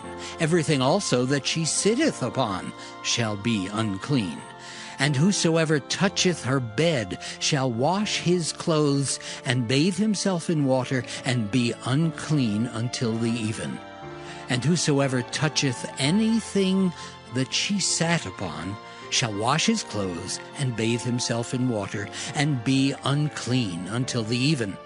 And if it be on her bed, or on anything whereon she sitteth, when he toucheth it, he shall be unclean until the even. And if any man lie with her at all, and her flowers be upon him, he shall be unclean 7 days, and all the bed whereon he lieth shall be unclean. And if a woman have an issue of her blood many days out of the time of her separation, or if it run beyond the time of her separation, all the days of the issue of her uncleanness shall be as the days of her separation. She shall be unclean. Every bed whereon she lieth all the days of her issue shall be unto her as the bed of her separation, and whatsoever she sitteth upon shall be unclean, as the uncleanness of her separation. And whosoever toucheth those things shall be unclean, and shall wash his clothes, and bathe himself in water, and be unclean until the even. But if she be cleansed of her issue, then she shall number to herself 7 days, and after that she shall be clean.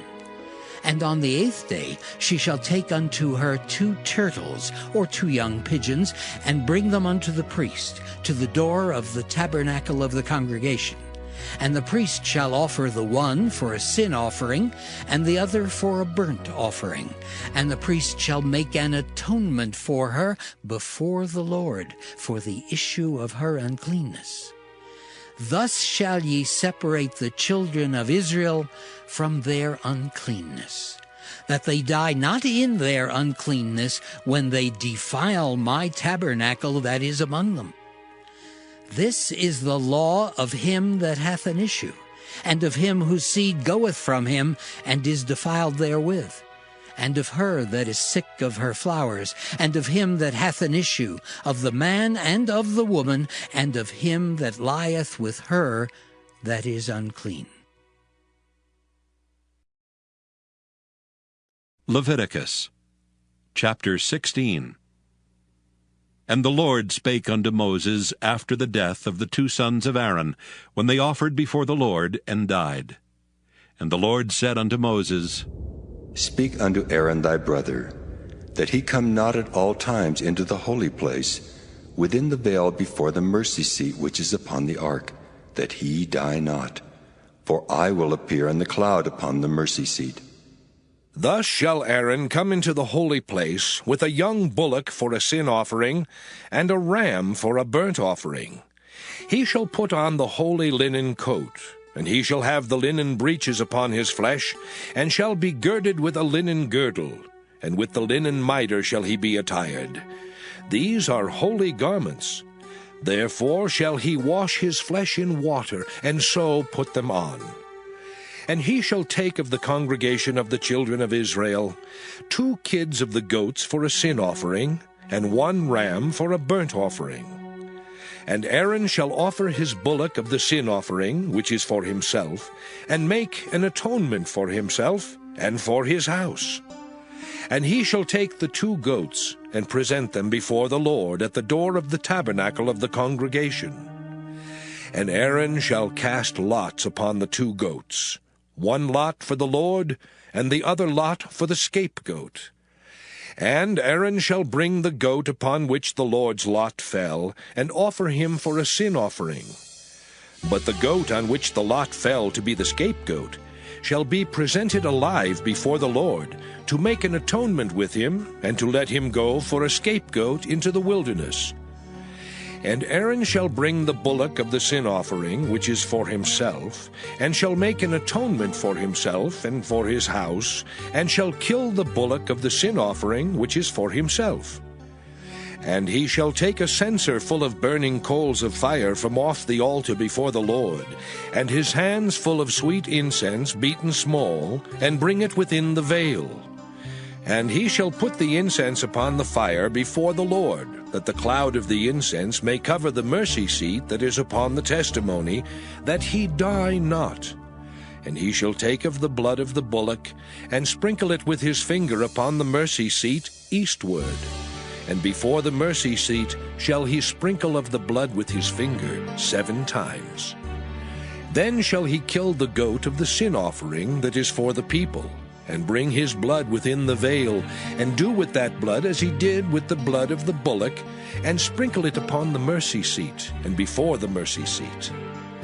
And he shall make an atonement for the holy place, because of the uncleanness of the children of Israel, and because of their transgressions in all their sins. And so shall he do for the tabernacle of the congregation, that remaineth among them in the midst of their uncleanness. And there shall be no man in the tabernacle of the congregation when he goeth in to make an atonement in the holy place, until he come out, and have made an atonement for himself, and for his household, and for all the congregation of Israel. And he shall go out unto the altar that is before the Lord, and make an atonement for it. and shall take of the blood of the bullock and of the blood of the goat, and put it upon the horns of the altar round about.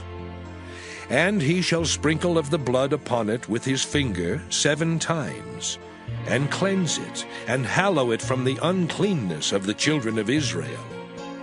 And when he hath made an end of reconciling the holy place, and the tabernacle of the congregation, and the altar, he shall bring the live goat. And Aaron shall lay both his hands upon the head of the live goat, and confess over him all the iniquities of the children of Israel, and all their transgressions in all their sins, putting them upon the head of the goat, and shall send him away by the hand of a fit man into the wilderness. And the goat shall bear upon him all their iniquities unto a land not inhabited, and he shall let go the goat in the wilderness. And Aaron shall come into the tabernacle of the congregation, and shall put off the linen garments which he put on when he went into the holy place, and shall leave them there. And he shall wash his flesh with water in the holy place, and put on his garments, and come forth, and offer his burnt offering, and the burnt offering of the people, and make an atonement for himself and for the people. And the fat of the sin offering shall he burn upon the altar. And he that let go the goat for the scapegoat shall wash his clothes, and bathe his flesh in water, and afterward come into the camp. And the bullock for the sin offering, and the goat for the sin offering, whose blood was brought in to make atonement in the holy place, shall one carry forth without the camp, and they shall burn in the fire their skins, and their flesh, and their dung. And he that burneth them shall wash his clothes, and bathe his flesh in water, and afterward he shall come into the camp. And this shall be a statute forever unto you, that in the 7th month, on the 10th day of the month, ye shall afflict your souls, and do no work at all, whether it be one of your own country, or a stranger that sojourneth among you. For on that day shall the priest make an atonement for you, to cleanse you, that ye may be clean from all your sins before the Lord. It shall be a Sabbath of rest unto you, and ye shall afflict your souls by a statute forever. And the priest whom he shall anoint, and whom he shall consecrate to minister in the priest's office in his father's stead, shall make the atonement, and shall put on the linen clothes, even the holy garments. And he shall make an atonement for the holy sanctuary, and he shall make an atonement for the tabernacle of the congregation, and for the altar, and he shall make an atonement for the priests, and for all the people of the congregation. And this shall be an everlasting statute unto you, to make an atonement for the children of Israel for all their sins once a year. And he did as the Lord commanded Moses. Leviticus chapter 17. And the Lord spake unto Moses, saying, Speak unto Aaron, and unto his sons, and unto all the children of Israel, and say unto them, This is the thing which the Lord hath commanded, saying, What man soever there be of the house of Israel that killeth an ox, or lamb, or goat in the camp, or that killeth it out of the camp, and bringeth it not unto the door of the tabernacle of the congregation, to offer an offering unto the Lord before the tabernacle of the Lord, blood shall be imputed unto that man. He hath shed blood, and that man shall be cut off from among his people.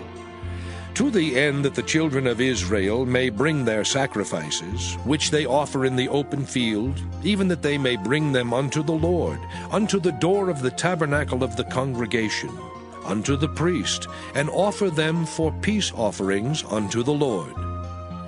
And the priest shall sprinkle the blood upon the altar of the Lord at the door of the tabernacle of the congregation, and burn the fat for a sweet savor unto the Lord.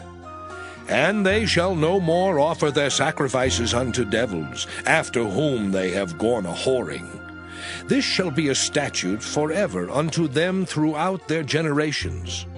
And thou shalt say unto them, Whatsoever man there be of the house of Israel, or of the strangers which sojourn among you, that offereth a burnt offering or sacrifice, and bringeth it not unto the door of the tabernacle of the congregation, to offer it unto the Lord, even that man shall be cut off from among his people.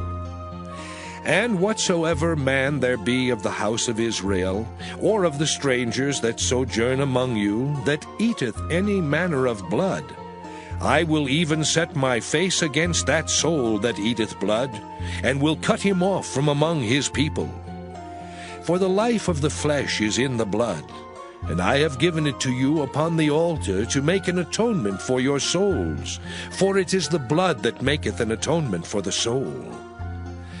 Therefore I said unto the children of Israel, No soul of you shall eat blood, neither shall any stranger that sojourneth among you eat blood. And whatsoever man there be of the children of Israel, or of the strangers that sojourn among you, which hunteth and catcheth any beast or fowl that may be eaten, he shall even pour out the blood thereof, and cover it with dust. For it is the life of all flesh. The blood of it is for the life thereof.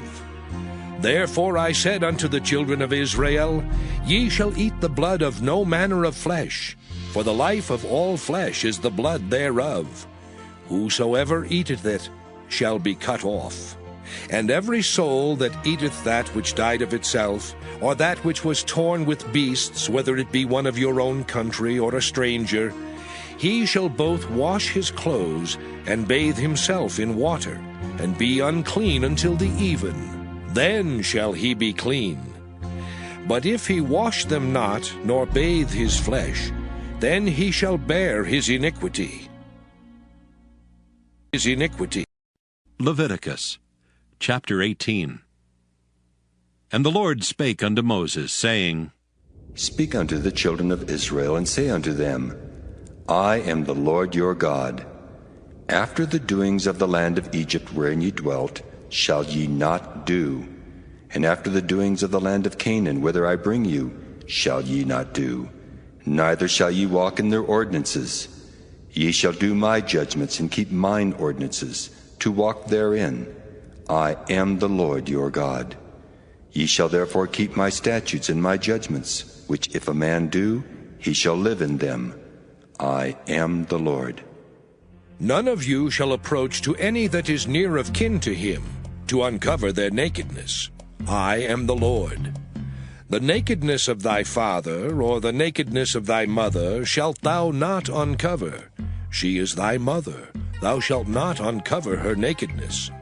The nakedness of thy father's wife shalt thou not uncover. It is thy father's nakedness. The nakedness of thy sister, the daughter of thy father, or daughter of thy mother, whether she be born at home or born abroad, even their nakedness thou shalt not uncover. The nakedness of thy son's daughter, or of thy daughter's daughter, even their nakedness thou shalt not uncover, for theirs is thine own nakedness. The nakedness of thy father's wife's daughter, begotten of thy father, she is thy sister. Thou shalt not uncover her nakedness.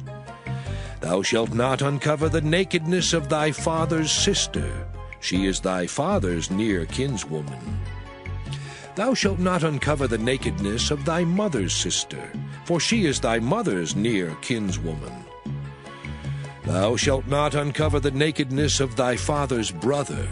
Thou shalt not approach to his wife. She is thine aunt. Thou shalt not uncover the nakedness of thy daughter-in-law. She is thy son's wife.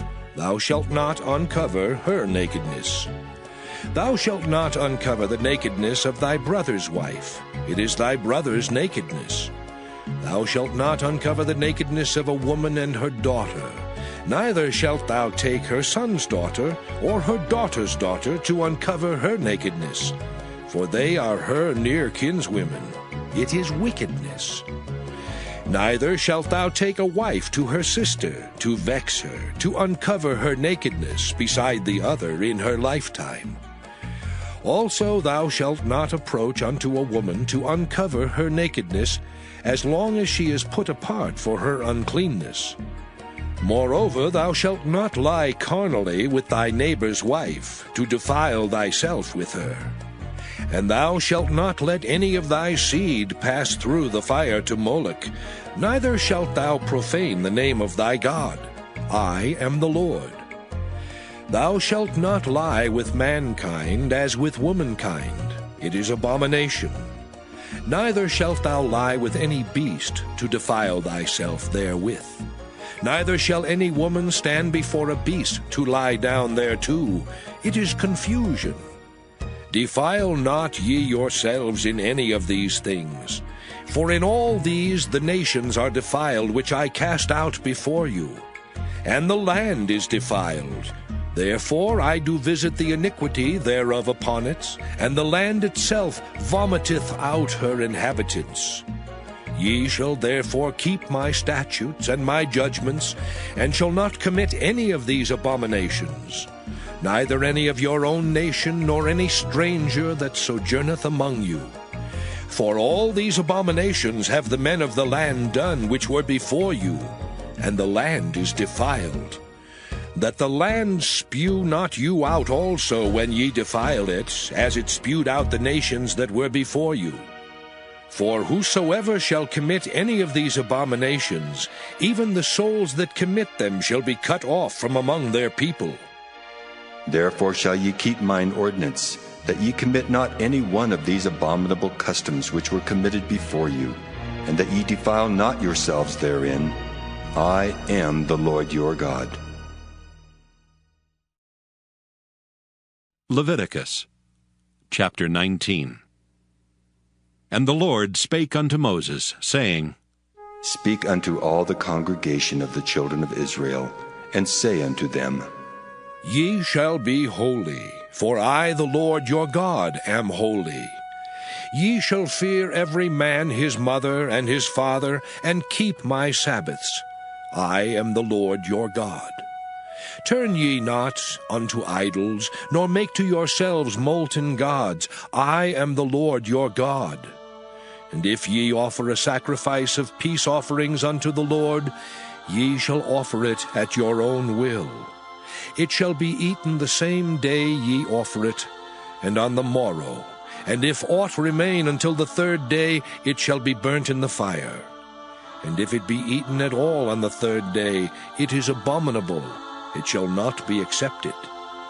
Therefore every one that eateth it shall bear his iniquity, because he hath profaned the hallowed thing of the Lord, and that soul shall be cut off from among his people. And when ye reap the harvest of your land, thou shalt not wholly reap the corners of thy field, neither shalt thou gather the gleanings of thy harvest. And thou shalt not glean thy vineyard, neither shalt thou gather every grape of thy vineyard. Thou shalt leave them for the poor and stranger. I am the Lord your God. Ye shall not steal, neither deal falsely, neither lie one to another. And ye shall not swear by my name falsely, neither shalt thou profane the name of thy God. I am the Lord. Thou shalt not defraud thy neighbor, neither rob him. The wages of him that is hired shall not abide with thee all night until the morning. Thou shalt not curse the deaf, nor put a stumbling block before the blind, but shalt fear thy God. I am the Lord. Ye shall do no unrighteousness in judgment. Thou shalt not respect the person of the poor, nor honor the person of the mighty, but in righteousness shalt thou judge thy neighbor.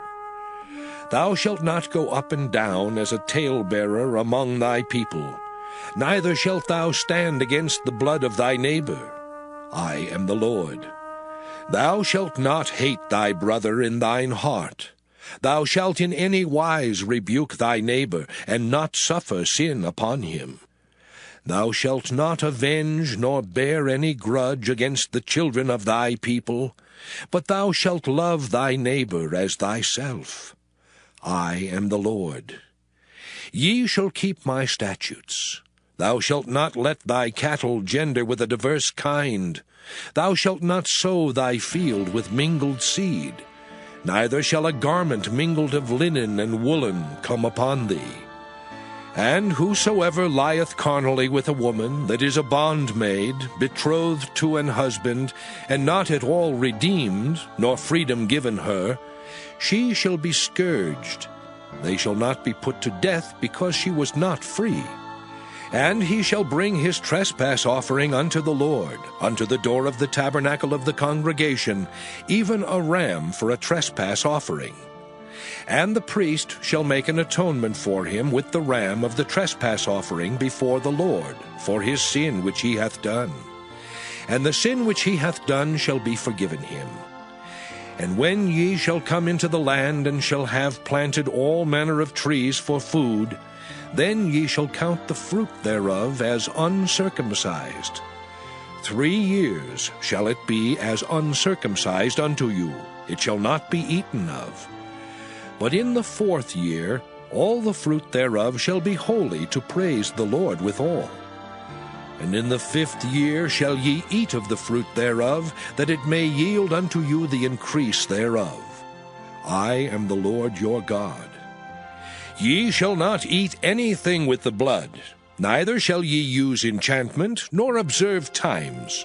Ye shall not round the corners of your heads, neither shalt thou mar the corners of thy beard. Ye shall not make any cuttings in your flesh for the dead, nor print any marks upon you. I am the Lord. Do not prostitute thy daughter, to cause her to be a whore, lest the land fall to whoredom, and the land become full of wickedness. Ye shall keep my Sabbaths, and reverence my sanctuary. I am the Lord. Regard not them that have familiar spirits, neither seek after wizards, to be defiled by them. I am the Lord your God. Thou shalt rise up before the hoary head, and honor the face of the old man, and fear thy God. I am the Lord. And if a stranger sojourn with thee in your land, ye shall not vex him. But the stranger that dwelleth with you shall be unto you as one born among you, and thou shalt love him as thyself. For ye were strangers in the land of Egypt. I am the Lord your God. Ye shall do no unrighteousness in judgment, in meteyard, in weight, or in measure. Just balances, just weights, a just ephah, and a just hin shall ye have. I am the Lord your God, which brought you out of the land of Egypt. Therefore shall ye observe all my statutes and all my judgments, and do them. I am the Lord. Leviticus chapter 20.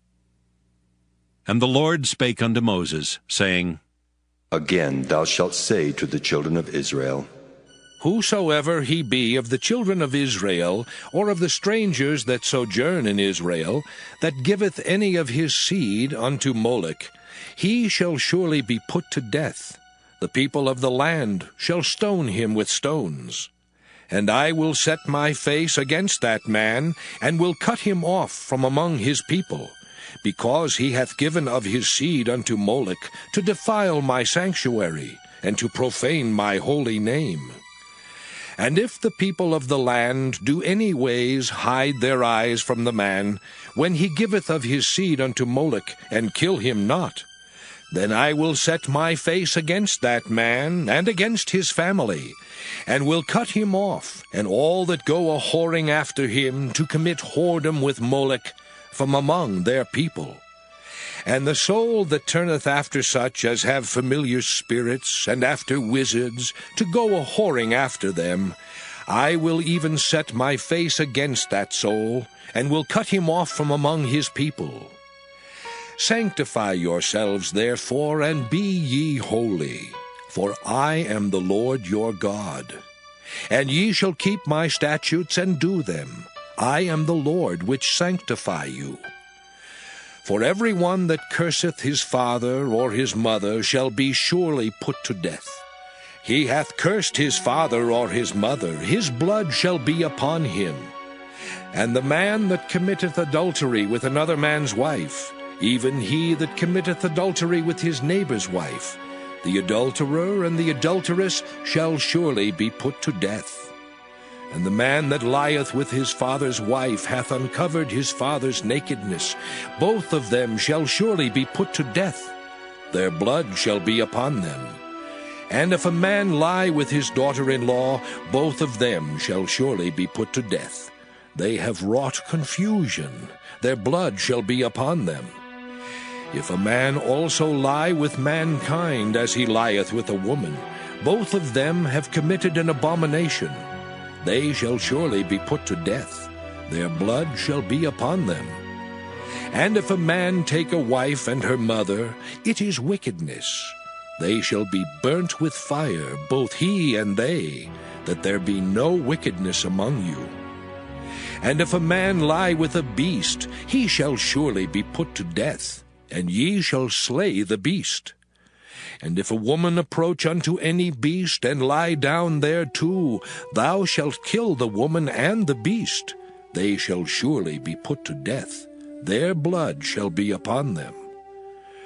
And if a man shall take his sister, his father's daughter, or his mother's daughter, and see her nakedness, and she see his nakedness, it is a wicked thing, and they shall be cut off in the sight of their people. He hath uncovered his sister's nakedness, he shall bear his iniquity. And if a man shall lie with a woman having her sickness, and shall uncover her nakedness, he hath discovered her fountain, and she hath uncovered the fountain of her blood, and both of them shall be cut off from among their people. And thou shalt not uncover the nakedness of thy mother's sister, nor of thy father's sister, for he uncovereth his near kin. They shall bear their iniquity. And if a man shall lie with his uncle's wife, he hath uncovered his uncle's nakedness. They shall bear their sin, they shall die childless. And if a man shall take his brother's wife, it is an unclean thing. He hath uncovered his brother's nakedness. They shall be childless. Ye shall therefore keep all my statutes and all my judgments, and do them, that the land whither I bring you to dwell therein spew you not out. And ye shall not walk in the manners of the nation which I cast out before you. For they committed all these things, and therefore I abhorred them. But I have said unto you, ye shall inherit their land, and I will give it unto you to possess it, a land that floweth with milk and honey. I am the Lord your God, which have separated you from other people. Ye shall therefore put difference between clean beasts and unclean, and between unclean fowls and clean.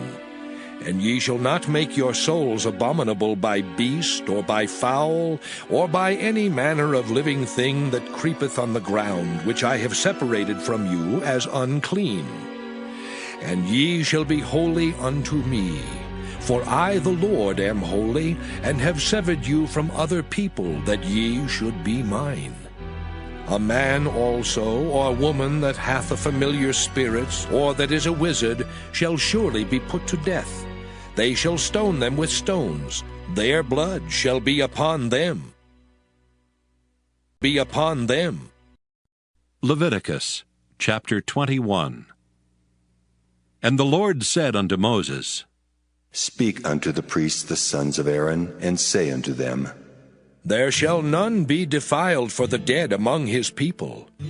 But for his kin that is near unto him, that is, for his mother, and for his father, and for his son, and for his daughter, and for his brother, and for his sister a virgin that is nigh unto him, which hath had no husband, for her may he be defiled.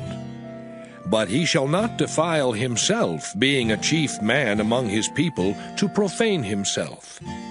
They shall not make baldness upon their head, neither shall they shave off the corner of their beard, nor make any cuttings in their flesh.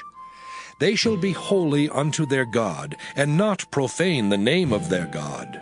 For the offerings of the Lord made by fire, and the bread of their God, they do offer. Therefore they shall be holy. They shall not take a wife that is a whore or profane, neither shall they take a woman put away from her husband, for he is holy unto his God. Thou shalt sanctify him therefore, for he offereth the bread of thy God. He shall be holy unto thee, for I the Lord which sanctify you am holy. And the daughter of any priest, if she profane herself by playing the whore, she profaneth her father, she shall be burnt with fire. And he that is the high priest among his brethren, upon whose head the anointing oil was poured, and that is consecrated to put on the garments, shall not uncover his head, nor rend his clothes. Neither shall he go into any dead body, nor defile himself for his father or for his mother. Neither shall he go out of the sanctuary, nor profane the sanctuary of his God. For the crown of the anointing oil of his God is upon him. I am the Lord. And he shall take a wife in her virginity. A widow, or a divorced woman, or profane, or an harlot, these shall he not take, but he shall take a virgin of his own people to wife. Neither shall he profane his seed among his people, for I the Lord do sanctify him. And the Lord spake unto Moses, saying, Speak unto Aaron, saying, Whosoever he be of thy seed in their generations that hath any blemish, let him not approach to offer the bread of his God. For whatsoever man he be that hath a blemish, he shall not approach, a blind man, or a lame, or he that hath a flat nose, or anything superfluous, or a man that is broken-footed, or broken-handed, or crook-backed, or a dwarf, or that hath a blemish in his eye, or be scurvy, or scabbed, or hath his stones broken. No man that hath a blemish of the seed of Aaron the priest shall come nigh to offer the offerings of the Lord made by fire. He hath a blemish, he shall not come nigh to offer the bread of his God. He shall eat the bread of his God, both of the most holy and of the holy. Only he shall not go in unto the veil, nor come nigh unto the altar, because he hath a blemish, that he profane not my sanctuaries. For I the Lord do sanctify them. And Moses told it unto Aaron, and to his sons, and unto all the children of Israel. Leviticus chapter 22. And the Lord spake unto Moses, saying, Speak unto Aaron and to his sons, that they separate themselves from the holy things of the children of Israel, and that they profane not my holy name in those things which they hallow unto me. I am the Lord. Say unto them, Whosoever he be of all your seed among your generations, that goeth unto the holy things, which the children of Israel hallow unto the Lord, having his uncleanness upon him, that soul shall be cut off from my presence. I am the Lord. What man soever of the seed of Aaron is a leper, or hath a running issue, he shall not eat of the holy things until he be clean. And whoso toucheth anything that is unclean by the dead, or a man whose seed goeth from him, or whosoever toucheth any creeping thing, whereby he may be made unclean, or a man of whom he may take uncleanness, whatsoever uncleanness he hath, the soul which hath touched any such shall be unclean until even, and shall not eat of the holy things, unless he wash his flesh with water.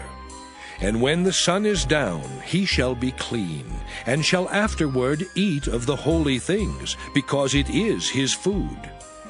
That which dieth of itself, or is torn with beasts, he shall not eat to defile himself therewith.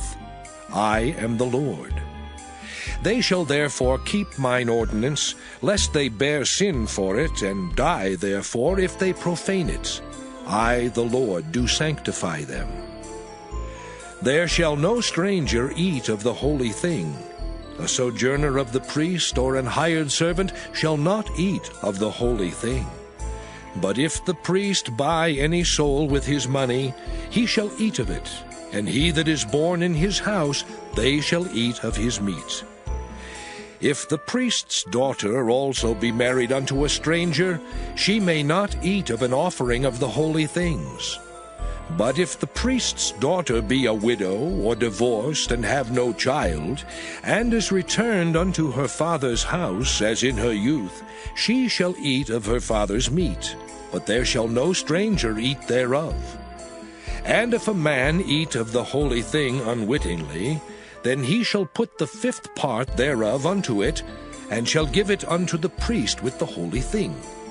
And they shall not profane the holy things of the children of Israel, which they offer unto the Lord, or suffer them to bear the iniquity of trespass, when they eat their holy things.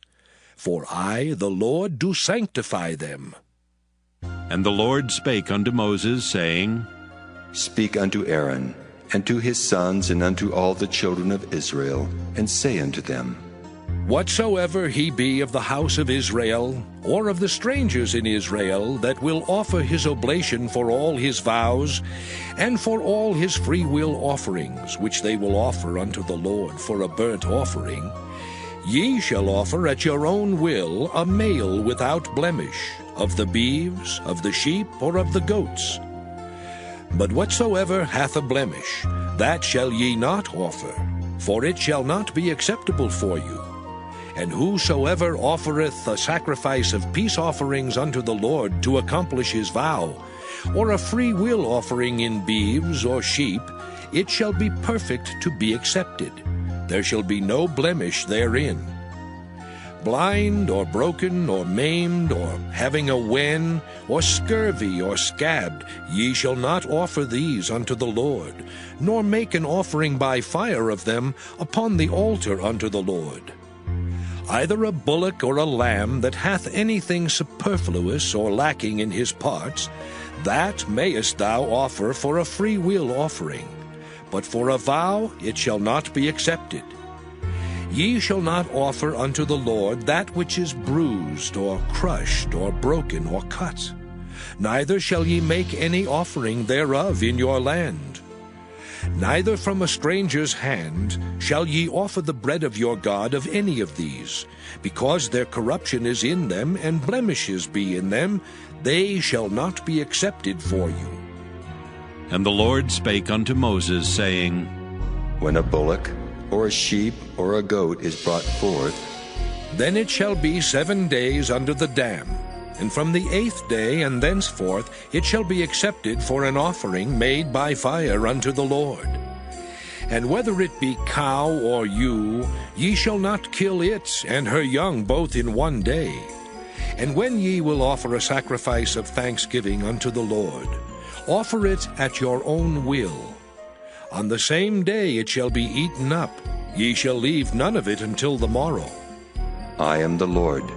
Therefore shall ye keep my commandments and do them. I am the Lord. Neither shall ye profane my holy name, but I will be hallowed among the children of Israel. I am the Lord which hallow you, that brought you out of the land of Egypt, to be your God. I am the Lord. Leviticus chapter 23. And the Lord spake unto Moses, saying, Speak unto the children of Israel, and say unto them, Concerning the feasts of the Lord, which ye shall proclaim to be holy convocations, even these are my feasts. 6 days shall work be done, but the 7th day is the Sabbath of rest, and holy convocation. Ye shall do no work therein. It is the Sabbath of the Lord in all your dwellings. These are the feasts of the Lord, even holy convocations, which ye shall proclaim in their seasons. In the 14th day of the 1st month at even is the Lord's Passover. And on the 15th day of the same month is the feast of unleavened bread unto the Lord. 7 days ye must eat unleavened bread. In the 1st day ye shall have an holy convocation. Ye shall do no servile work therein. But ye shall offer an offering made by fire unto the Lord 7 days. In the 7th day is an holy convocation. Ye shall do no servile work therein. And the Lord spake unto Moses, saying, Speak unto the children of Israel, and say unto them, When ye be come into the land which I give unto you, and shall reap the harvest thereof, then ye shall bring a sheaf of the first fruits of your harvest unto the priest. And he shall wave the sheaf before the Lord, to be accepted for you. On the morrow after the Sabbath the priest shall wave it. And ye shall offer that day when ye wave the sheaf an he-lamb without blemish of the first year for a burnt offering unto the Lord. And the meat offering thereof shall be 2/10 deals of fine flour mingled with oil, an offering made by fire unto the Lord for a sweet savour. And the drink offering thereof shall be of wine, the 4th part of an hin. And ye shall eat neither bread, nor parched corn, nor green ears, until the selfsame day that ye have brought an offering unto your God. It shall be a statute forever throughout your generations in all your dwellings.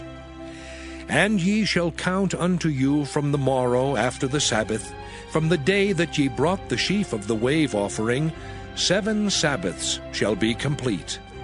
Even unto the morrow after the 7th Sabbath shall ye number 50 days. And ye shall offer a new meat offering unto the Lord.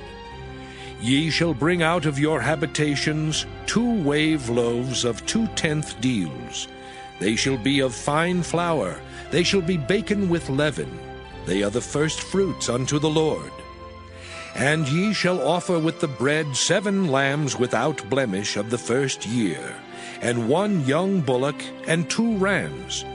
They shall be for a burnt offering unto the Lord, with their meat offering and their drink offerings, even an offering made by fire, of sweet savour unto the Lord.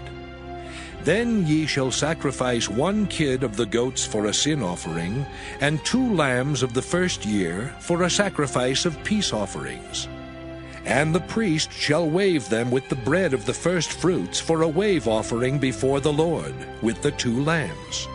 They shall be holy to the Lord for the priest. And ye shall proclaim on the selfsame day, that it may be an holy convocation unto you. Ye shall do no servile work therein. It shall be a statute forever in all your dwellings throughout your generations. And when ye reap the harvest of your land, thou shalt not make clean riddance of the corners of thy field when thou reapest. Neither shalt thou gather any gleaning of thy harvest. Thou shalt leave them unto the poor and to the stranger. I am the Lord your God. And the Lord spake unto Moses, saying, Speak unto the children of Israel, saying, In the 7th month, in the 1st day of the month, shall ye have a Sabbath, a memorial of blowing of trumpets, and holy convocation. Ye shall do no servile work therein, but ye shall offer an offering made by fire unto the Lord. And the Lord spake unto Moses, saying, Also on the 10th day of the 7th month, there shall be a day of atonement. It shall be an holy convocation unto you, and ye shall afflict your souls, and offer an offering made by fire unto the Lord. And ye shall do no work in that same day, for it is a day of atonement, to make an atonement for you before the Lord your God. For whatsoever soul it be that shall not be afflicted in that same day, he shall be cut off from among his people. And whatsoever soul it be that doeth any work in that same day, the same soul will I destroy from among his people. Ye shall do no manner of work. It shall be a statute forever throughout your generations in all your dwellings. It shall be unto you a Sabbath of rest, and ye shall afflict your souls.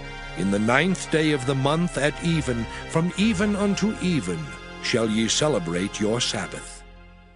And the Lord spake unto Moses, saying, Speak unto the children of Israel, saying, The 15th day of this 7th month shall be the Feast of Tabernacles for 7 days unto the Lord.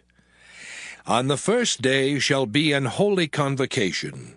Ye shall do no servile work therein. 7 days ye shall offer an offering made by fire unto the Lord.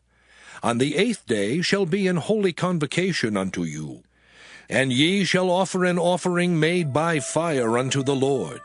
It is a solemn assembly, and ye shall do no servile work therein. These are the feasts of the Lord, which ye shall proclaim to be holy convocations, to offer an offering made by fire unto the Lord, a burnt offering and a meat offering, a sacrifice and drink offerings, everything upon his day. Beside the Sabbaths of the Lord, and beside your gifts, and beside all your vows, and beside all your free will offerings, which ye give unto the Lord. Also in the 15th day of the 7th month, when ye have gathered in the fruit of the land, ye shall keep a feast unto the Lord 7 days. On the 1st day shall be a Sabbath, and on the 8th day shall be a Sabbath. And ye shall take you on the 1st day the boughs of goodly trees, branches of palm trees, and the boughs of thick trees, and willows of the brook, and ye shall rejoice before the Lord your God 7 days. And ye shall keep it a feast unto the Lord 7 days in the year. It shall be a statute forever in your generations. Ye shall celebrate it in the 7th month. Ye shall dwell in booths 7 days. All that are Israelites born shall dwell in booths. That your generations may know that I made the children of Israel to dwell in booths, when I brought them out of the land of Egypt. I am the Lord your God. And Moses declared unto the children of Israel the feasts of the Lord. Feasts of the Lord. Leviticus, chapter 24. And the Lord spake unto Moses, saying, Command the children of Israel that they bring unto thee pure oil olive beaten for the light, to cause the lamps to burn continually. Without the veil of the testimony, in the tabernacle of the congregation, shall Aaron order it from the evening unto the morning before the Lord continually. It shall be a statute forever in your generations. He shall order the lamps upon the pure candlestick before the Lord continually. And thou shalt take fine flour, and bake 12 cakes thereof. 2/10 deals shall be in 1 cake. And thou shalt set them in 2 rows, 6 on a row upon the pure table before the Lord. And thou shalt put pure frankincense upon each row, that it may be on the bread for a memorial, even an offering made by fire unto the Lord. Every Sabbath he shall set it in order before the Lord continually, being taken from the children of Israel by an everlasting covenant. And it shall be Aaron's and his sons, and they shall eat it in the holy place. For it is most holy unto him of the offerings of the Lord, made by fire by a perpetual statute. And the son of an Israelitish woman, whose father was an Egyptian, went out among the children of Israel. And this son of the Israelitish woman and a man of Israel strove together in the camp. And the Israelitish woman's son blasphemed the name of the Lord, and cursed. And they brought him unto Moses, and his mother's name was Shelomith, the daughter of Dibri, of the tribe of Dan. And they put him in ward, that the mind of the Lord might be showed them. And the Lord spake unto Moses, saying, Bring forth him that hath cursed without the camp, and let all that heard him lay their hands upon his head, and let all the congregation stone him. And thou shalt speak unto the children of Israel, saying, Whosoever curseth his God shall bear his sin. And he that blasphemeth the name of the Lord, he shall surely be put to death, and all the congregation shall certainly stone him. As well the stranger as he that is born in the land, when he blasphemeth the name of the Lord, shall be put to death. And he that killeth any man shall surely be put to death. And he that killeth the beast shall make it good, beast for beast. And if a man cause a blemish in his neighbor, As he hath done, so shall it be done to him. Breach for breach, eye for eye, tooth for tooth. As he hath caused a blemish in a man, so shall it be done to him again. And he that killeth a beast, he shall restore it. And he that killeth a man, he shall be put to death. Ye shall have one manner of law, as well for the stranger, as for one of your own country. For I am the Lord your God. And Moses spake to the children of Israel, that they should bring forth him that had cursed out of the camp, and stone him with stones. And the children of Israel did as the Lord commanded Moses. Leviticus chapter 25. And the Lord spake unto Moses in Mount Sinai, saying, Speak unto the children of Israel, and say unto them, When ye come into the land which I give you, then shall the land keep a Sabbath unto the Lord. 6 years thou shalt sow thy field, and 6 years thou shalt prune thy vineyard, and gather in the fruit thereof. But in the 7th year shall be a Sabbath of rest unto the land, a Sabbath for the Lord. Thou shalt neither sow thy field, nor prune thy vineyard. That which groweth of its own accord of thy harvest thou shalt not reap, neither gather the grapes of thy vine undressed, for it is a year of rest unto the land.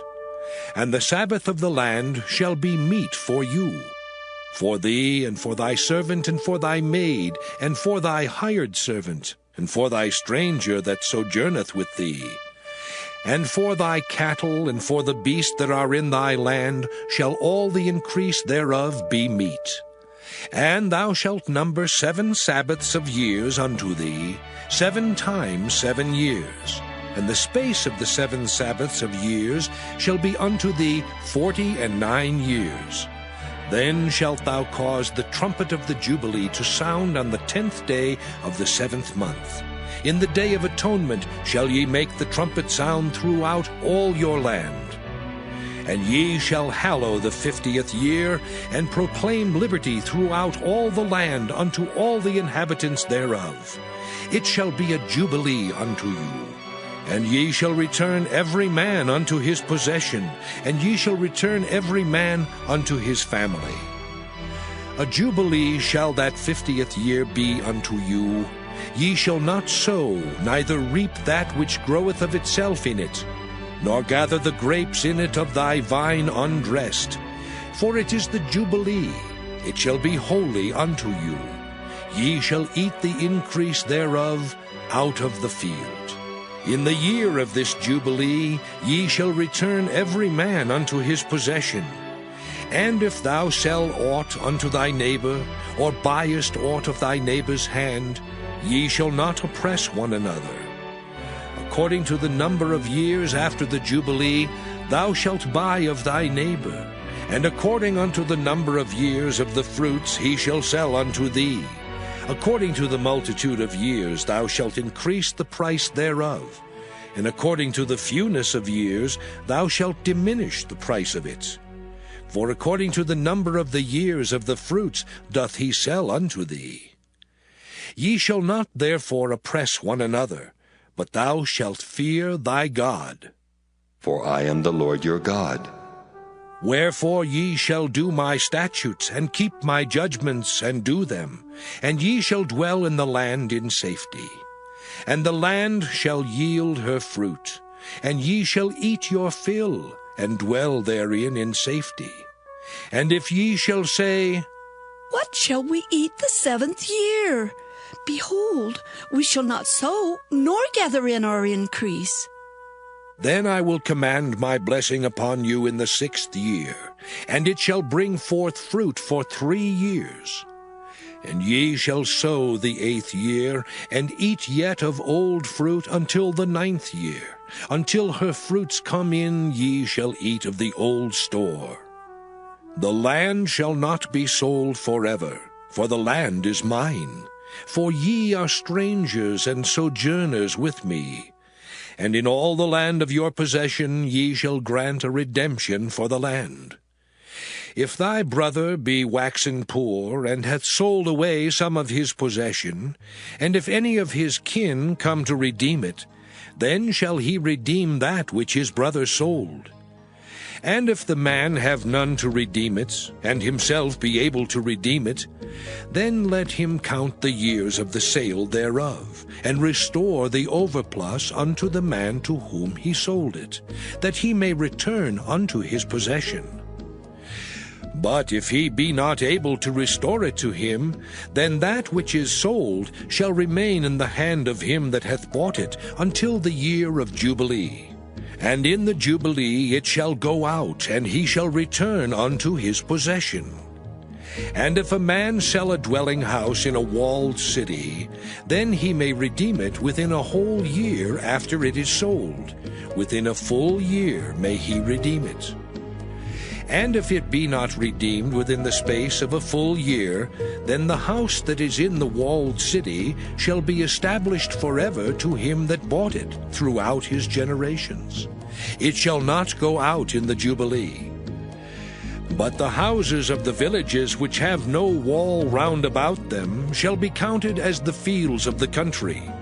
They may be redeemed, and they shall go out in the Jubilee. Notwithstanding the cities of the Levites, and the houses of the cities of their possession, may the Levites redeem at any time.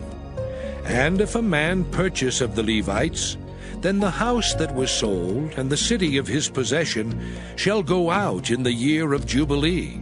For the houses of the cities of the Levites are their possession among the children of Israel. But the field of the suburbs of their cities may not be sold, for it is their perpetual possession. And if thy brother be waxen poor, and fallen in decay with thee, then thou shalt relieve him, yea, though he be a stranger or a sojourner, that he may live with thee. Take thou no usury of him or increase, but fear thy God, that thy brother may live with thee. Thou shalt not give him thy money upon usury, nor lend him thy victuals for increase. I am the Lord your God, which brought you forth out of the land of Egypt, to give you the land of Canaan, and to be your God. And if thy brother that dwelleth by thee be waxen poor, and be sold unto thee, thou shalt not compel him to serve as a bondservant, but as an hired servant, and as a sojourner. He shall be with thee, and shall serve thee unto the year of Jubilee. And then shall he depart from thee, both he and his children with him, and shall return unto his own family, and unto the possession of his fathers shall he return. For they are my servants which I brought forth out of the land of Egypt. They shall not be sold as bondmen. Thou shalt not rule over him with rigor, but shalt fear thy God. Both thy bondmen and thy bondmaids which thou shalt have shall be of the heathen that are round about you. Of them shall ye buy bondmen and bondmaids. Moreover, of the children of the strangers that do sojourn among you, of them shall ye buy, and of their families that are with you, which they begat in your land, and they shall be your possession. And ye shall take them as an inheritance for your children after you, to inherit them for a possession. They shall be your bondmen forever. But over your brethren, the children of Israel, ye shall not rule one over another with rigor. And if a sojourner or stranger wax rich by thee, and thy brother that dwelleth by him wax poor, and sell himself unto the stranger or sojourner by thee, or to the stock of the stranger's family, after that he is sold, he may be redeemed again. One of his brethren may redeem him. Either his uncle or his uncle's son may redeem him, or any that is nigh of kin unto him of his family may redeem him, or if he be able, he may redeem himself. And he shall reckon with him that bought him from the year that he was sold to him unto the year of Jubilee. And the price of his sale shall be according unto the number of years. According to the time of an hired servant shall it be with him. If there be yet many years behind, according unto them he shall give again the price of his redemption out of the money that he was bought for. And if there remain but few years unto the year of Jubilee, then he shall count with him, and according unto his years shall he give him again the price of his redemption. And as a yearly hired servant shall he be with him, and the other shall not rule with rigor over him in thy sight. And if he be not redeemed in these years, then he shall go out in the year of Jubilee, both he and his children with him. For unto me the children of Israel are servants. They are my servants whom I brought forth out of the land of Egypt. I am the Lord your God. Lord your God. Leviticus chapter 26. Ye shall make you no idols, nor graven image, neither rear you up a standing image, neither shall you set up any image of stone in your land to bow down unto it. For I am the Lord your God. Ye shall keep my Sabbaths, and reverence my sanctuary. I am the Lord. If ye walk in my statutes, and keep my commandments, and do them, then I will give you rain in due season, and the land shall yield her increase, and the trees of the field shall yield their fruit. And your threshing shall reach unto the vintage, and the vintage shall reach unto the sowing time, and ye shall eat your bread to the full, and dwell in your land safely. And I will give peace in the land, and ye shall lie down, and none shall make you afraid. And I will rid evil beasts out of the land, neither shall the sword go through your land. And ye shall chase your enemies, and they shall fall before you by the sword. And 5 of you shall chase 100, and 100 of you shall put 10,000 to flight. And your enemies shall fall before you by the sword. For I will have respect unto you, and make you fruitful, and multiply you, and establish my covenant with you. And ye shall eat old store, and bring forth the old because of the new. And I will set my tabernacle among you, and my soul shall not abhor you. And I will walk among you, and will be your God, and ye shall be my people. I am the Lord your God, which brought you forth out of the land of Egypt, that ye should not be their bondmen. And I have broken the bands of your yoke, and made you go upright.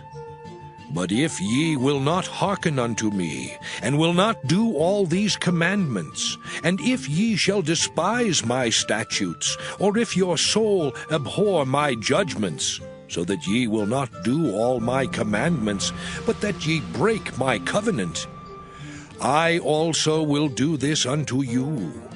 I will even appoint over you terror, consumption, and the burning ague that shall consume the eyes and cause sorrow of heart. And ye shall sow your seed in vain, for your enemies shall eat it. And I will set my face against you, and ye shall be slain before your enemies. They that hate you shall reign over you, and ye shall flee when none pursueth you. And if ye will not yet for all this hearken unto me, then I will punish you 7 times more for your sins. And I will break the pride of your power, and I will make your heaven as iron, and your earth as brass. And your strength shall be spent in vain, for your land shall not yield her increase, neither shall the trees of the land yield their fruits. And if ye walk contrary unto me, and will not hearken unto me, I will bring 7 times more plagues upon you according to your sins. I will also send wild beasts among you, which shall rob you of your children, and destroy your cattle, and make you few in number, and your high ways shall be desolate. And if ye will not be reformed by me by these things, but will walk contrary unto me, then will I also walk contrary unto you, and will punish you yet 7 times for your sins.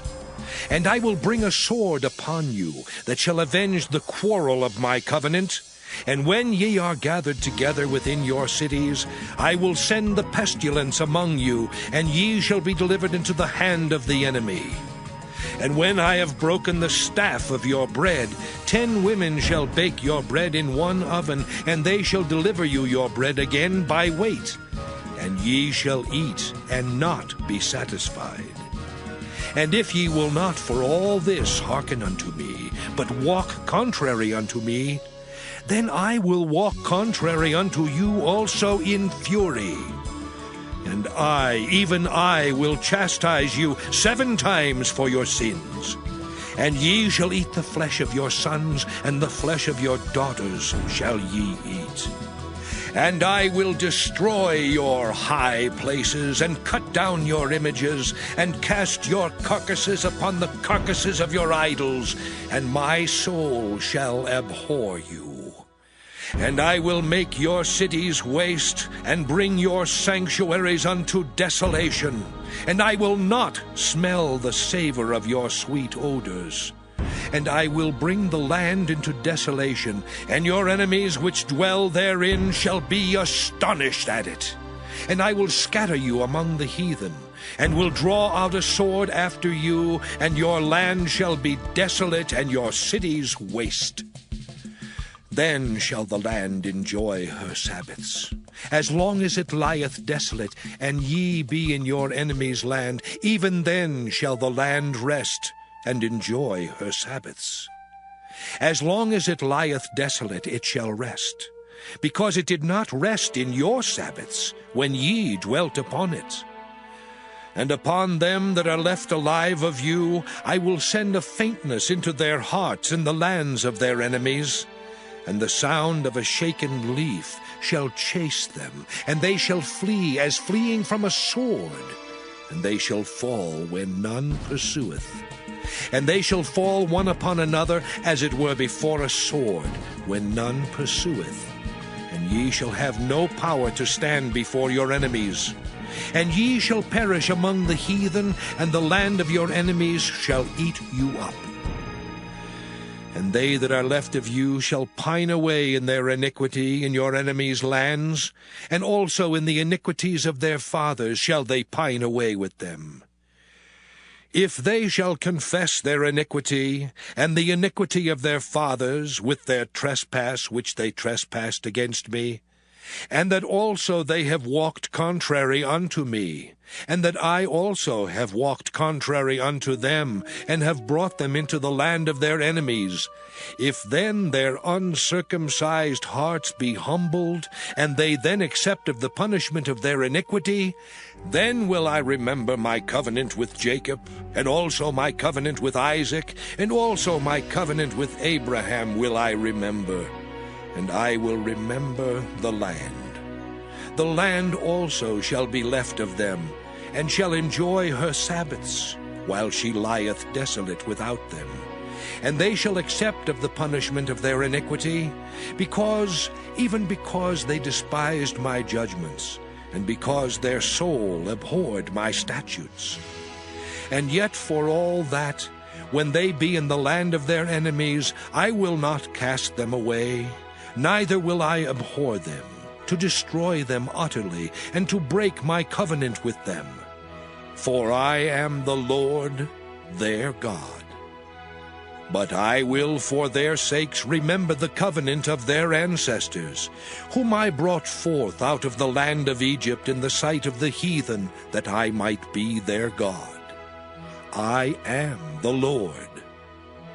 These are the statutes and judgments and laws which the Lord made between him and the children of Israel in Mount Sinai by the hand of Moses. Leviticus chapter 27. And the Lord spake unto Moses, saying, Speak unto the children of Israel, and say unto them, When a man shall make a singular vow, the